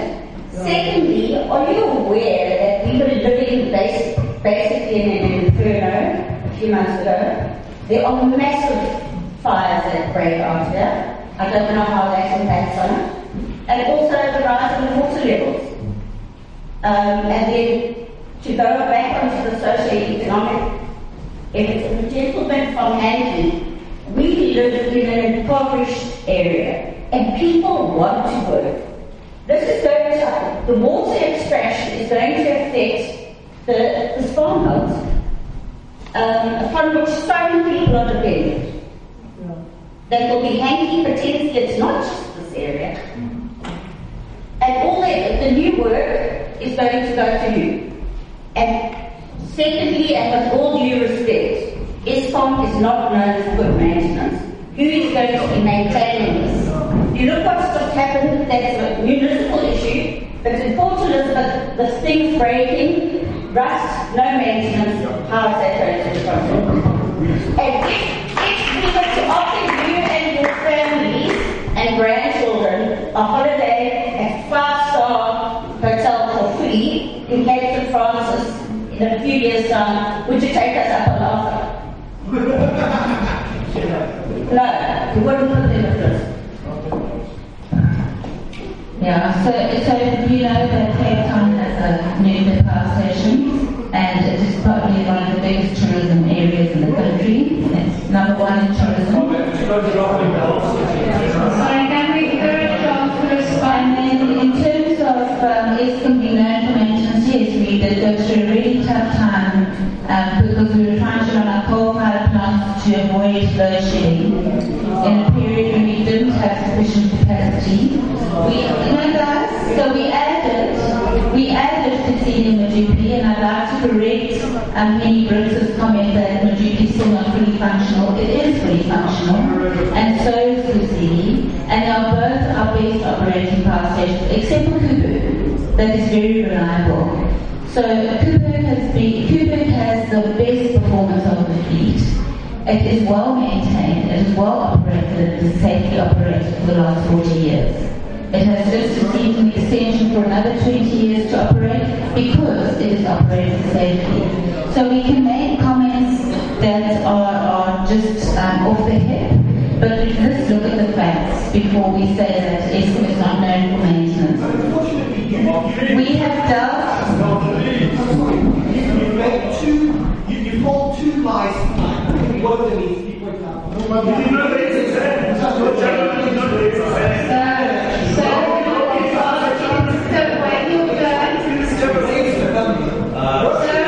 Sorry, can you please, I'm going to order. The lady from this was lying to us, and I think we need to... Sir, I'm going to ask you to respect the rules. I'm going to ask you to please respect the rules. Sir, I'm going to have to ask you.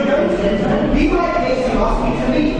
But I'm going to put it to you that you lied about the question. I'm going to show you answer, and you please write your question.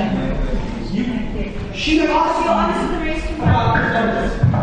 The numbers are quite clear that includes the second purpose of the house. Hello, my name is Bruce Pepper. I stand campus. I've looked into this. I looked into the when it happened last time. The concerns here are actually safety mainly, which is a huge concern. And last time this came out, the exclusion level was 800 meters, which is actually ridiculous. So my concerns are actually safety. Nuclear power, despite what everyone says, is one of the cheapest forms of power, and we need to do it. But my concerns were, if this is going ahead now, I roughly estimated this would cost between 900 billion and 1.2 trillion rand to do. I was wondering, it's got nothing to do with the EIA, who's going to be paying for it and how it's going to go through. Now, it will have to be done by either Russia, China, or France. And the expertise will give us something which is working and it's fine. I have no concerns about that. It was actually safety and the cost. So if it's going to cost that much money, is the taxpayer paying on it? Or how's it going to go? I know it's not part of what it's about here, but actually nuclear power can be safe. Personally, I would say we should rather do actually modular, go actually small and actually modules, but we do have the payments for actually pedal bed, which is safe, but it's far down the line, and it failed last time because our partners, because we own natural payments, our partners with the Japanese, I think was Hitachi, the Americans, I think, were actually investing us, and the British were involved. And it was a conflict of interest with them, so it was not in their interests to make people their work. And if we don't have time, I would say we should go there. It's a safe way to go. We have all the resources here. We have the uranium. We can make the people are Richards Bay. But main concerns here are, my concerns are cost. How much will it end up at the end, and how much structure is going to be involved? Like when we put the stadium, it was going to be like 260,000, ended up at 1.2. Actually better, and so it's a cost and actually safety issues, and the safety issues are a huge concern. Like Chernobyl, this is 65 times as big, by the way. An exclusion zone of 50 days. We have an exclusion zone, I'm not sure what it is now, but the first round it was 800 meters. So number one, it's a cheap form of energy. We need energy here too. And it's a good way to go. Two, it will be safe. I cannot speak much, I guess. Thank you very much. Now, ask you to respond to the climate change concern that was raised, and then the safety that you considered, and then I'll ask you. In terms of, I think there was three issues. It was about wind direction, it was about climate change, and groundwater. Your comment on the redirection is that we know about that previous concern that was raised a number of years back. That has been passed through to the specialist. They will review and make sure that the data is correct at that point.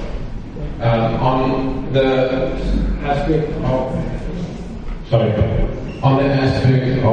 groundwater, it has been pointed out by the groundwater specialist at this stage that there is limited groundwater available, and they assess the impact of that. Sort of ties in again with the requirements for reverse osmosis plant, desalination plants to meet those requirements. Then on the climate change, good question. Obviously, Fires. okay. Yes. So the fire aspect can also be noted.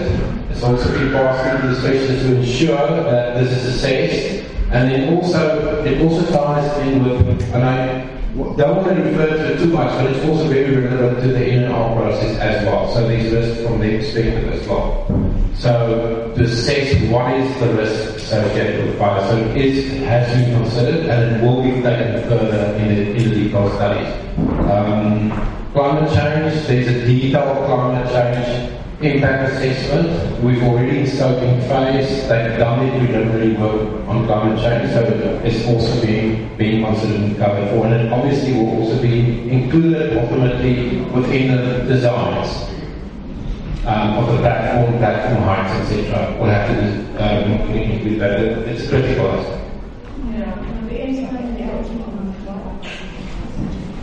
And there is economic impact assessment that's also being done in the impact phase as well, which does cover both the local as well as the national economic impact associated with the project.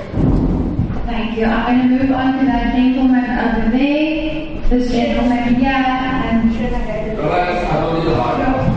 the two of them. My name is David Fallon.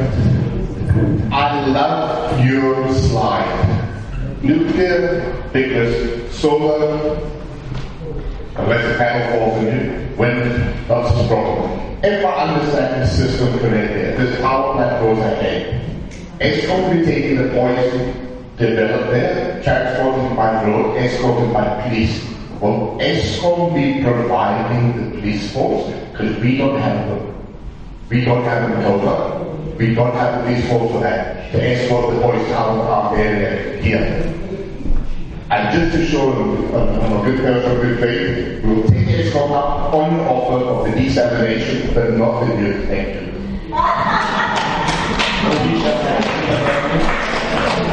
Thank you for your comments.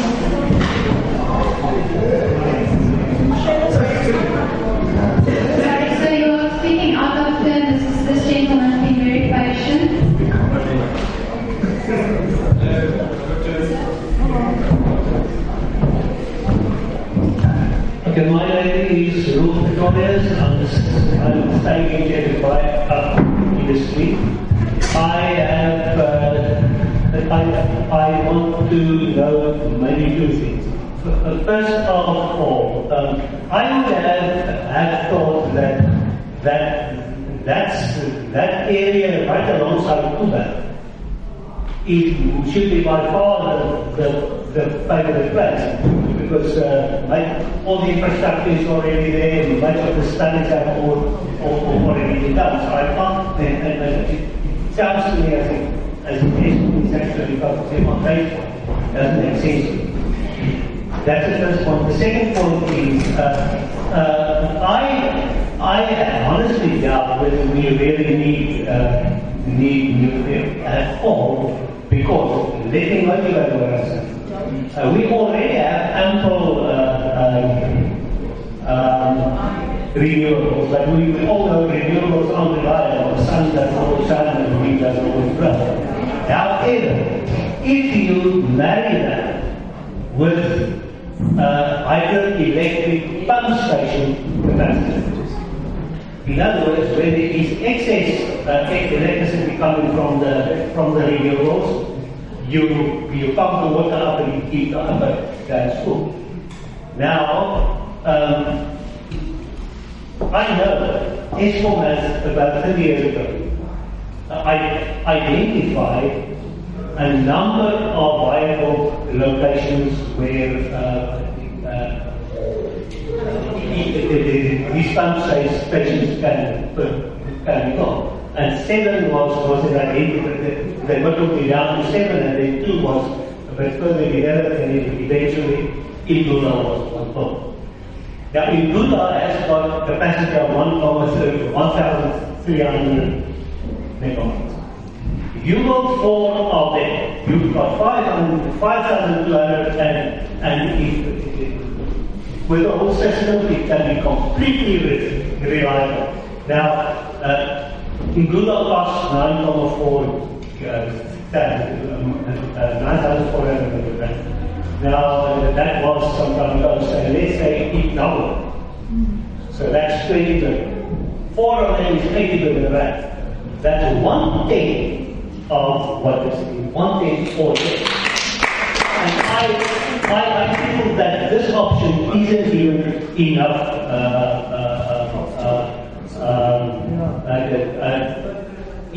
enough attention. I really think that Eskom should look again. There is one other thing that I want to know. Where is Bangladesh? Thank you. Where is Bangladesh? Can I quickly put this slide up?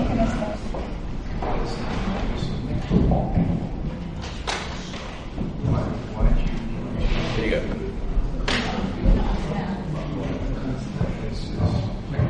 Alright, so Bantamskip is located just down the coast from Pearly Beach and Vansbaai.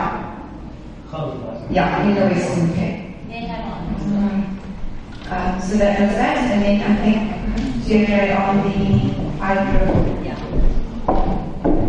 Okay, so your first question was around why not next to Cuba. We do need 5,200 megawatts of capacity, and if you had looked at that circle, it also said that the long-term plan is to investigate actually a fleet of 10,000 megawatts. We also can't, by 2039, build everything all on one site.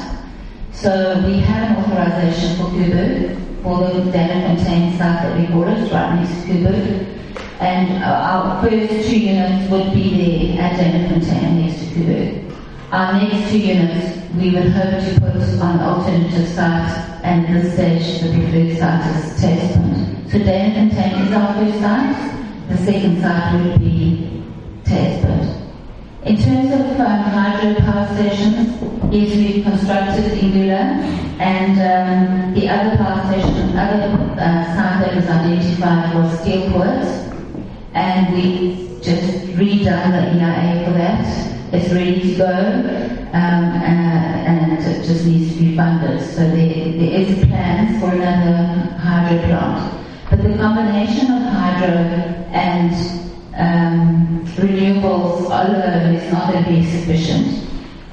With the coal coming off, you need some additional base load, and you need it to be low carbon base load, which is nuclear. So that is the reason why there's an extra contribution of nuclear as a base load, hydro, the pumped storage fees, and then renewables as part of the mix.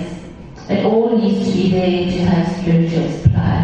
And that is not worked out by Eskom, it's worked out in terms of the integrated resource plan. They take everything into account, the cost of the technologies, how we need it during the day, what we need when, and they put the plan together, which comes out with that circle, which says what the mix of energy needs to be. So I don't agree with some of your perspectives, but the integrated resource plan takes all of your thoughts into account and has come out with that energy mix to ensure that South Africa has security of supply and that we can grow economically, because if we don't have electricity, our economy cannot progress. Thank you. Right, so I want to respect the time as well, so it is 20:30. Martin, please give me an opportunity to say what I'd like to say.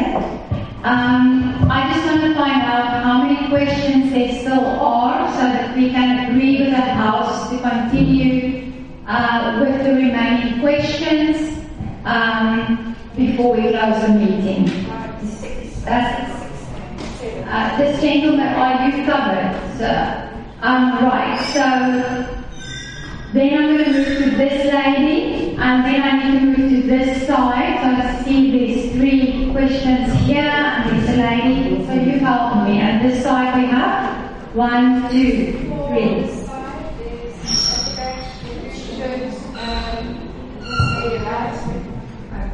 You are, but I'm going to give people who haven't had a chance to comment first opportunity. Thank you for your patience. And thank you for your patience, I really appreciate that.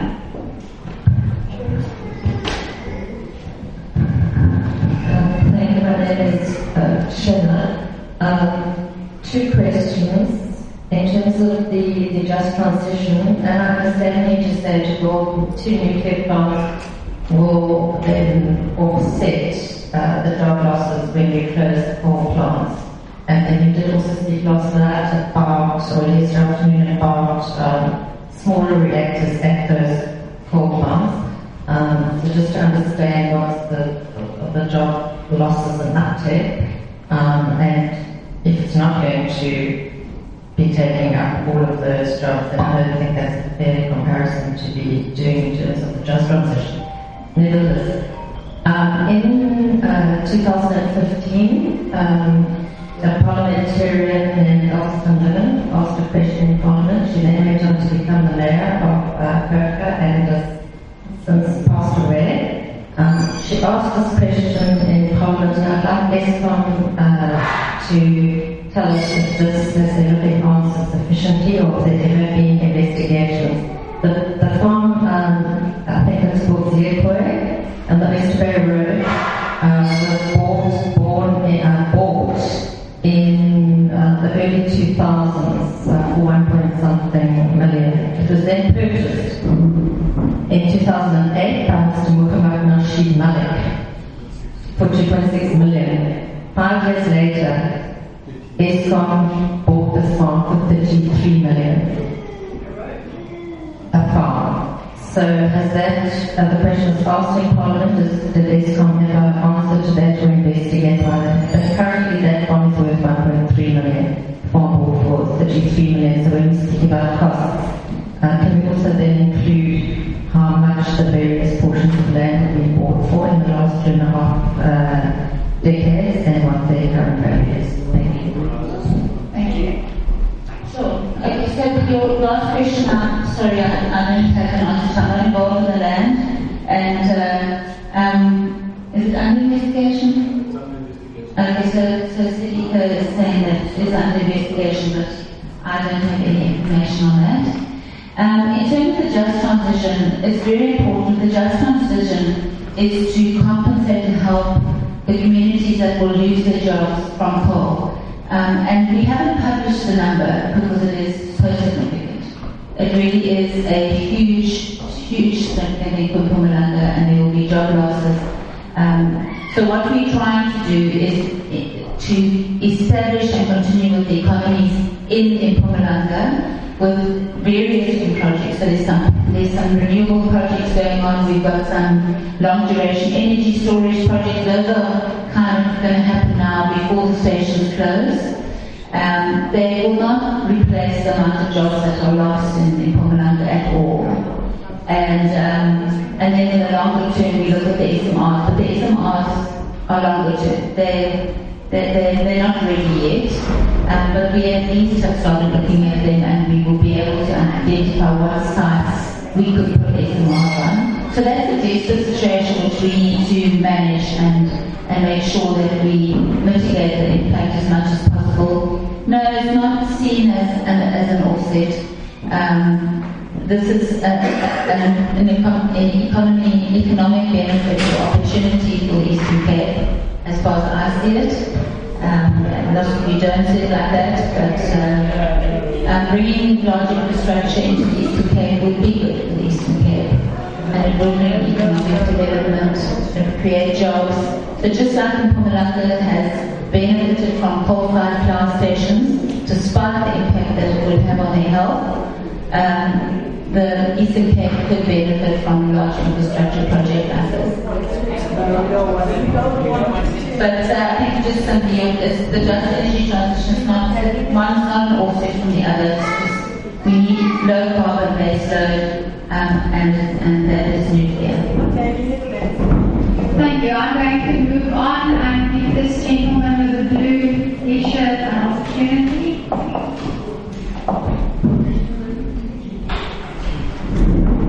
I have already given up. One of the first three that raised their hands. So I'm hoping that I'm going to pay for my patient.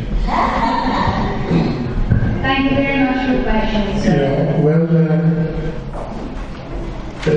nuclear energy has been proven as a clean and efficient energy in the world.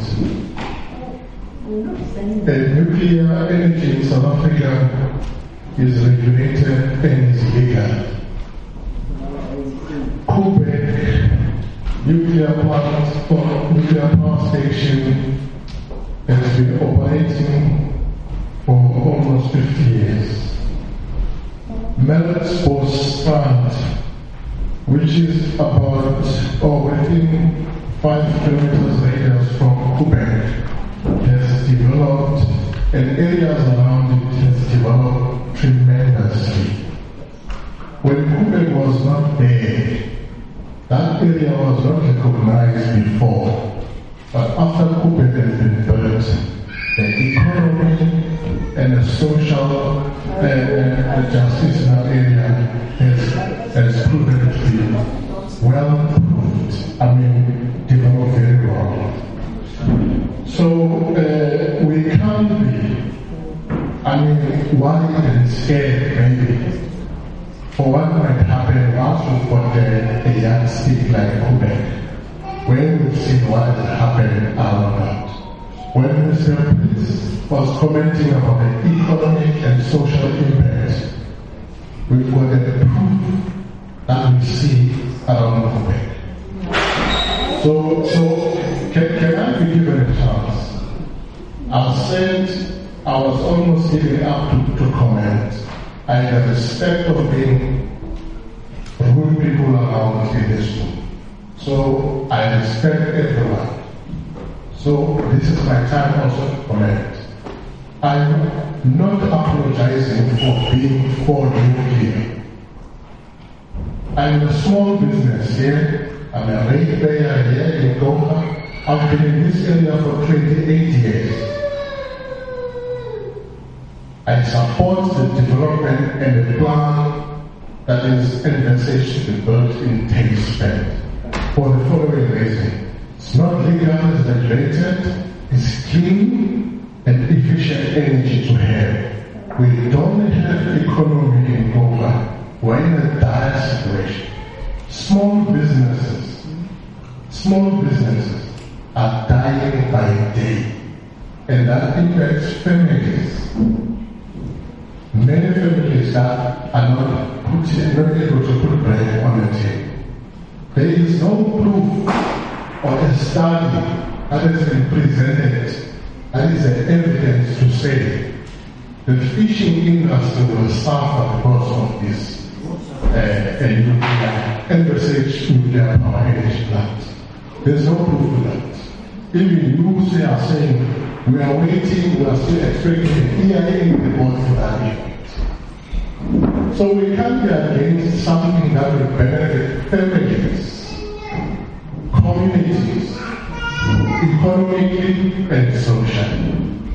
For now, we're not talking crime, we're talking something legal, nuclear energy. We've got kids that are studying towards nuclear, we've got kids that are studying towards the plant. This is for the benefit of our kids and the future of our community. I thank you very much. I respect everyone, but it's very scary to see the rudeness of our members of the community. We should not do this. It's wrong. Adults should respect each other and have a manner in which you engage in a respectful way. Thank you. Thank you for substantiating your answer. We appreciate that. The gentleman behind you in the back. Thank you, sir, for your patience. Good evening, guys. I'm Nicholas Mel. Just a quick one. Don't you think the guys are doing a great job of fixing our roads and stuff at the moment? Yes, it's looking good. Hey, smart, you know, one of the things I love property. I'm a salesman, and you know, one of the things about our town is that it's a massive tourist town, and this whole area is tourism and it's coming up. And with nuclear, I mean, in building a plant out there, what they are going to do is destroy our beaches all around here. And yes, the thing, we do not want to look like people. I'm sorry, but it's a bit of a dump. And all of a sudden, they want to make that here. And the thing is, we are run here by the DA. Don't want any of those other political parties just to come in here with their taxpayer stuff and just say, we need jobs. And we go, what have you done since the last 50 years getting jobs? You haven't been able to. We are getting jobs. And this town will survive on the very fact that people here have a good nature and they want to see the town come up. And one of the things, they're not wanting to fight taxpayer because of the nuclear thing. We know nuclear works. But they want to make sure they can protect their children, their families, and their friends' families. Because one thing that will happen, it's a guarantee. Crime is going to go so crazy again and again, and guess what? It's just going to be like, but we're racist. Or we're not forward thinking, okay? So this town, and then that's the thing with taxpayer. I have an issue with it. You know, I have an issue that all the human sewage just from that plant is going to end up in the sea. We know that because they haven't been able to manage anything. And so that is the biggest fear. Right now, it's people's fear, which is real. Not because it's an idea because someone said it's great. But listen, they're watching the history. They're seeing what all these government or things, or Eskom or whatever, have done with the money. How much unemployment has been created by them, even though we need more power. Just give everybody in South Africa an inverter, 4 solar panels, and we won't need them. Then we'll be shorted. But yet, because it's about corruption, it's about taking. And I promise you now, those things are not going to go to people that are competent. It keeps going to incompetent people. So that's why people are afraid. Not because they're being stupid. The idea is stupid. Because it doesn't make sense. Like driving freaking nuclear power stuff on trucks. It's not the fact that the container is safe, it's the freaking drivers. Thank you, sir. Can you please wrap up? Yes, I'm finished. Thank you. That lady there at the back with the yellow, she had her hand up. Yes. Do you still have a question? Yes.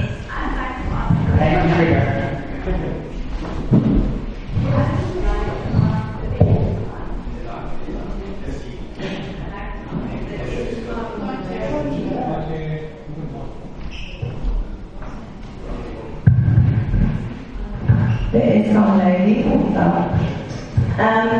So over the last few years, we've had thousands and thousands of these windmills put up, which has been creating renewable energy. And I understand the nuclear stuff is apparently cheaper in the long run, but you have all these windmills that make all this renewable energy, and all that's happened is that people of South Africa on the whole have paid more and more and more for electricity.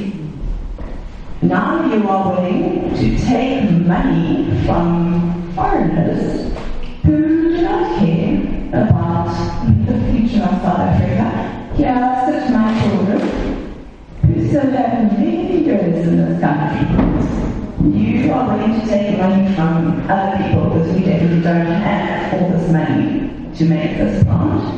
And you're willing to put it into this thing that is apparently going to make cheaper renewable energy, and yet you have already exported all of our renewable energy from the windmills to other people. So I'd like to ask, why don't we just use what we have in this country for the people of this country? And if you're willing to put 900 or however many billions land into building some trillions into building this plant that you still cannot with 100% tell us that you are not going to be sending that energy to other people in other countries for money. And you cannot tell us that our children are going to have health and a country to live in 50 years' time. It's not going to build anything. That 900 billion could go to build a total different system that South Africa could run itself on. That's how much stuff South Africa and Africa on the whole, that's what we have. That's what we already have. But you want to take it and give it away. Thank you, ma'am. Is that your point? Thanks. You want to?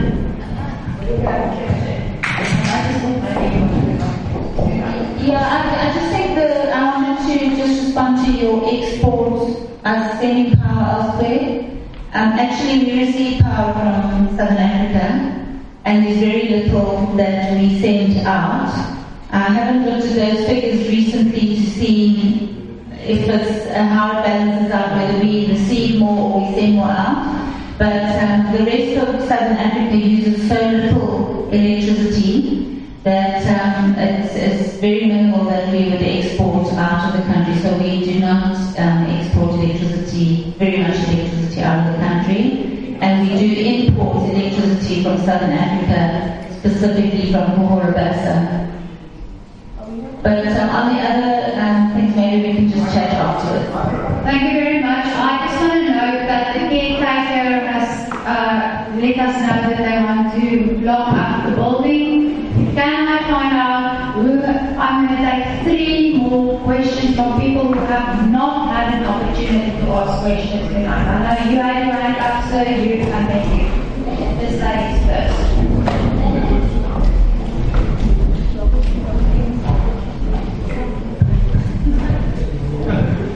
My name is Mayor. I'm from Jeffreys Bay. I've been here for 40 years. I just want to say, since we're unity from Jeffreys Bay, I just want to have it on record that all the surfers in the world, you go to any place anywhere in the world, and they all know where Jeffreys Bay is. We have a place on the international map as a surfing town. And I don't want for my children and my grandchildren to say, why didn't you fight for our area? Because as you mentioned, the gentleman with the green shirt mentioned that Chernobyl had a 30-kilometre exclusion zone, and their reactor was not nearly as big as you have planned for us. And should we be excluded from this area? Heaven forbid. But I would just like to say that we would object to this because this is like a God-given gift that we have here, and it's something that we would like to protect. So please just put that on record for us. Thank you for that comment, sir.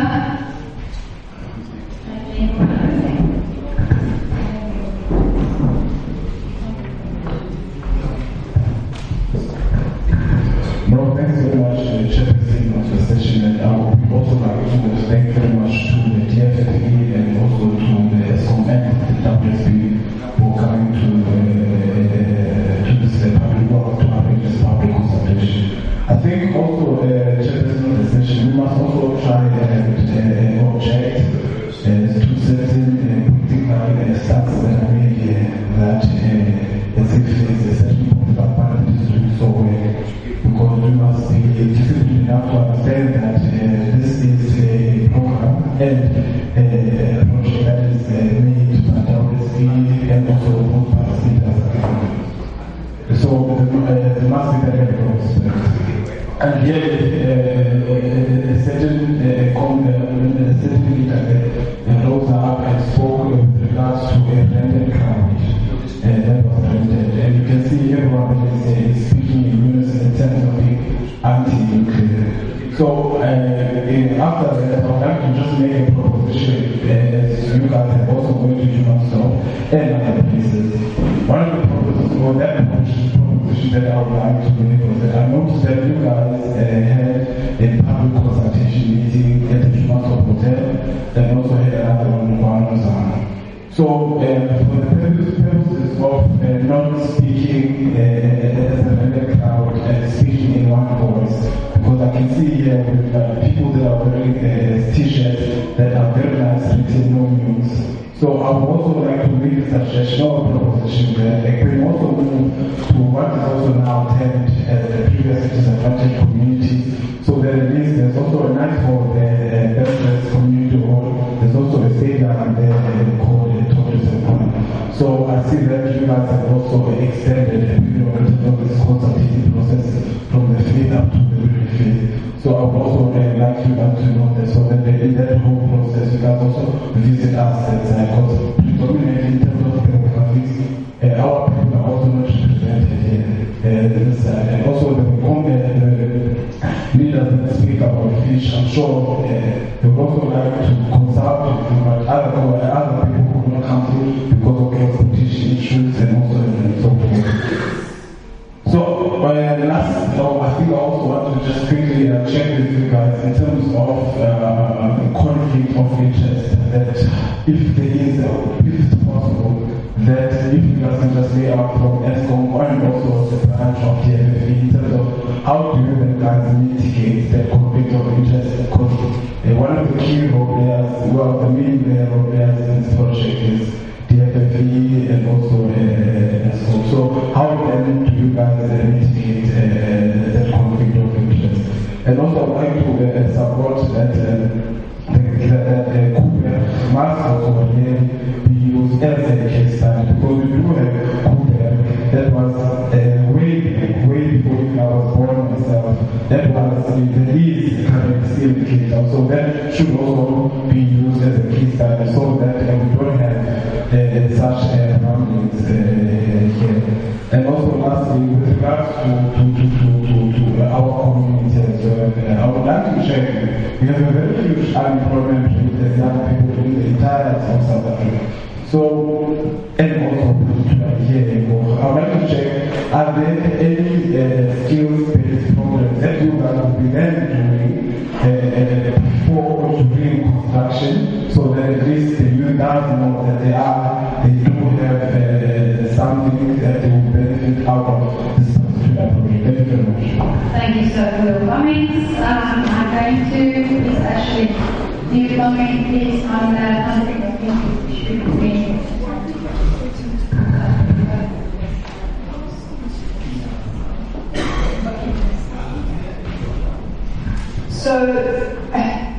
So the DFFE is a government department, and they are in terms of the National Environmental Management Act, they are required to be the competent authority for any state-owned company application or any application that is lodged over provincial boundaries or by a government department, other government department.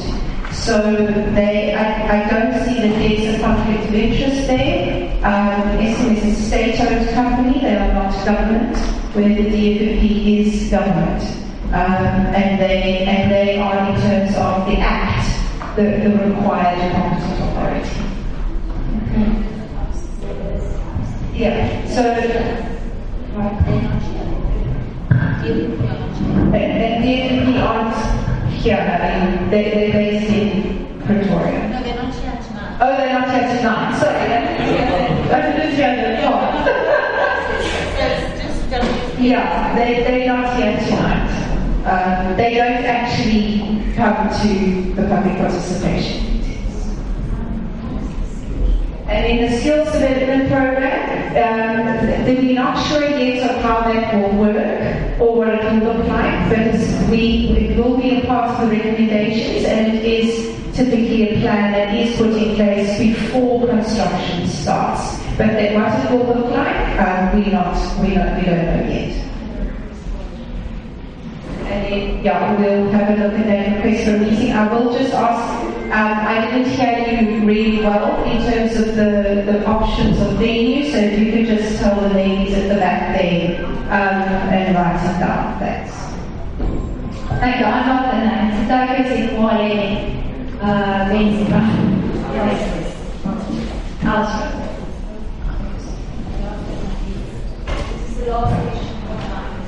Thank you. Good evening, everybody. My name is Dr. Ismail, and my question is about the scoping reports. I think it might be useful to go back to the slide showing the different scoping reports and their recommendation. So just firstly to note the equatorial report, the quite alternatives of the assessment, but reading the report is very clear that the conclusion there is neutral from the equatorial specialist, so that can be one added to add to neutral takeover placement, and then looking at the terrestrial biodiversity report, the specialist, David O'Reilly, he mentioned, he's very tentative about the conclusion, mentioning that placement, it does recognize the high habitat diversity and the high qualification of placement. So I'm not sure why that doesn't have a caveat, like a lot of the hunters that one has. But also one thing that's not recognized is that the vegetation type that is in placement, which the physical footprint of the nuclear plant entirely covers, is the Francis Strong belt, which was only incorporated into the standard revision in 2024, and so it doesn't have a risk status. So looking at the area extent of that habitat, it's very small, it's under 2,000 square kilometers, and if there are any threats to that, according to the IUCN Red List, which have been adopted by South Africa, it's going to be threatened. So it's under the critically endangered threshold, it's well under the endangered threshold and the vulnerable threshold. And I think if that's something that's realized in the IA phase, that terrestrial biodiversity is going to flow. And I think with those two that I've mentioned, and maybe a couple more if they're scrutinized, there might be the possibility that suddenly Bunton's slip is preferred by more specialists. Would that change anything with the preferred site? Because looking at the justification that's given, it's all to do with nuclear readiness and the grid infrastructure. So those are things that were known a long time ago before the scoping assessments. So the justification, I don't see any aspect based on the scoping studies that were done over the last few months. And then my last point, I do recognize the value of nuclear and to support to move away from fossil fuels. And I think one of the big reasons is for climate change, GHG emissions, which is going to contribute to a decline in our ecosystems, a slow decline. But I think having a nuclear footprint, especially the physical footprint, on a very localized and very sensitive habitat, is going to do what climate change is going to do, but it's going to do it a lot quicker. So, by principle, I'm not against nuclear, but I think placement is one of the most sensitive sites to have the nuclear site.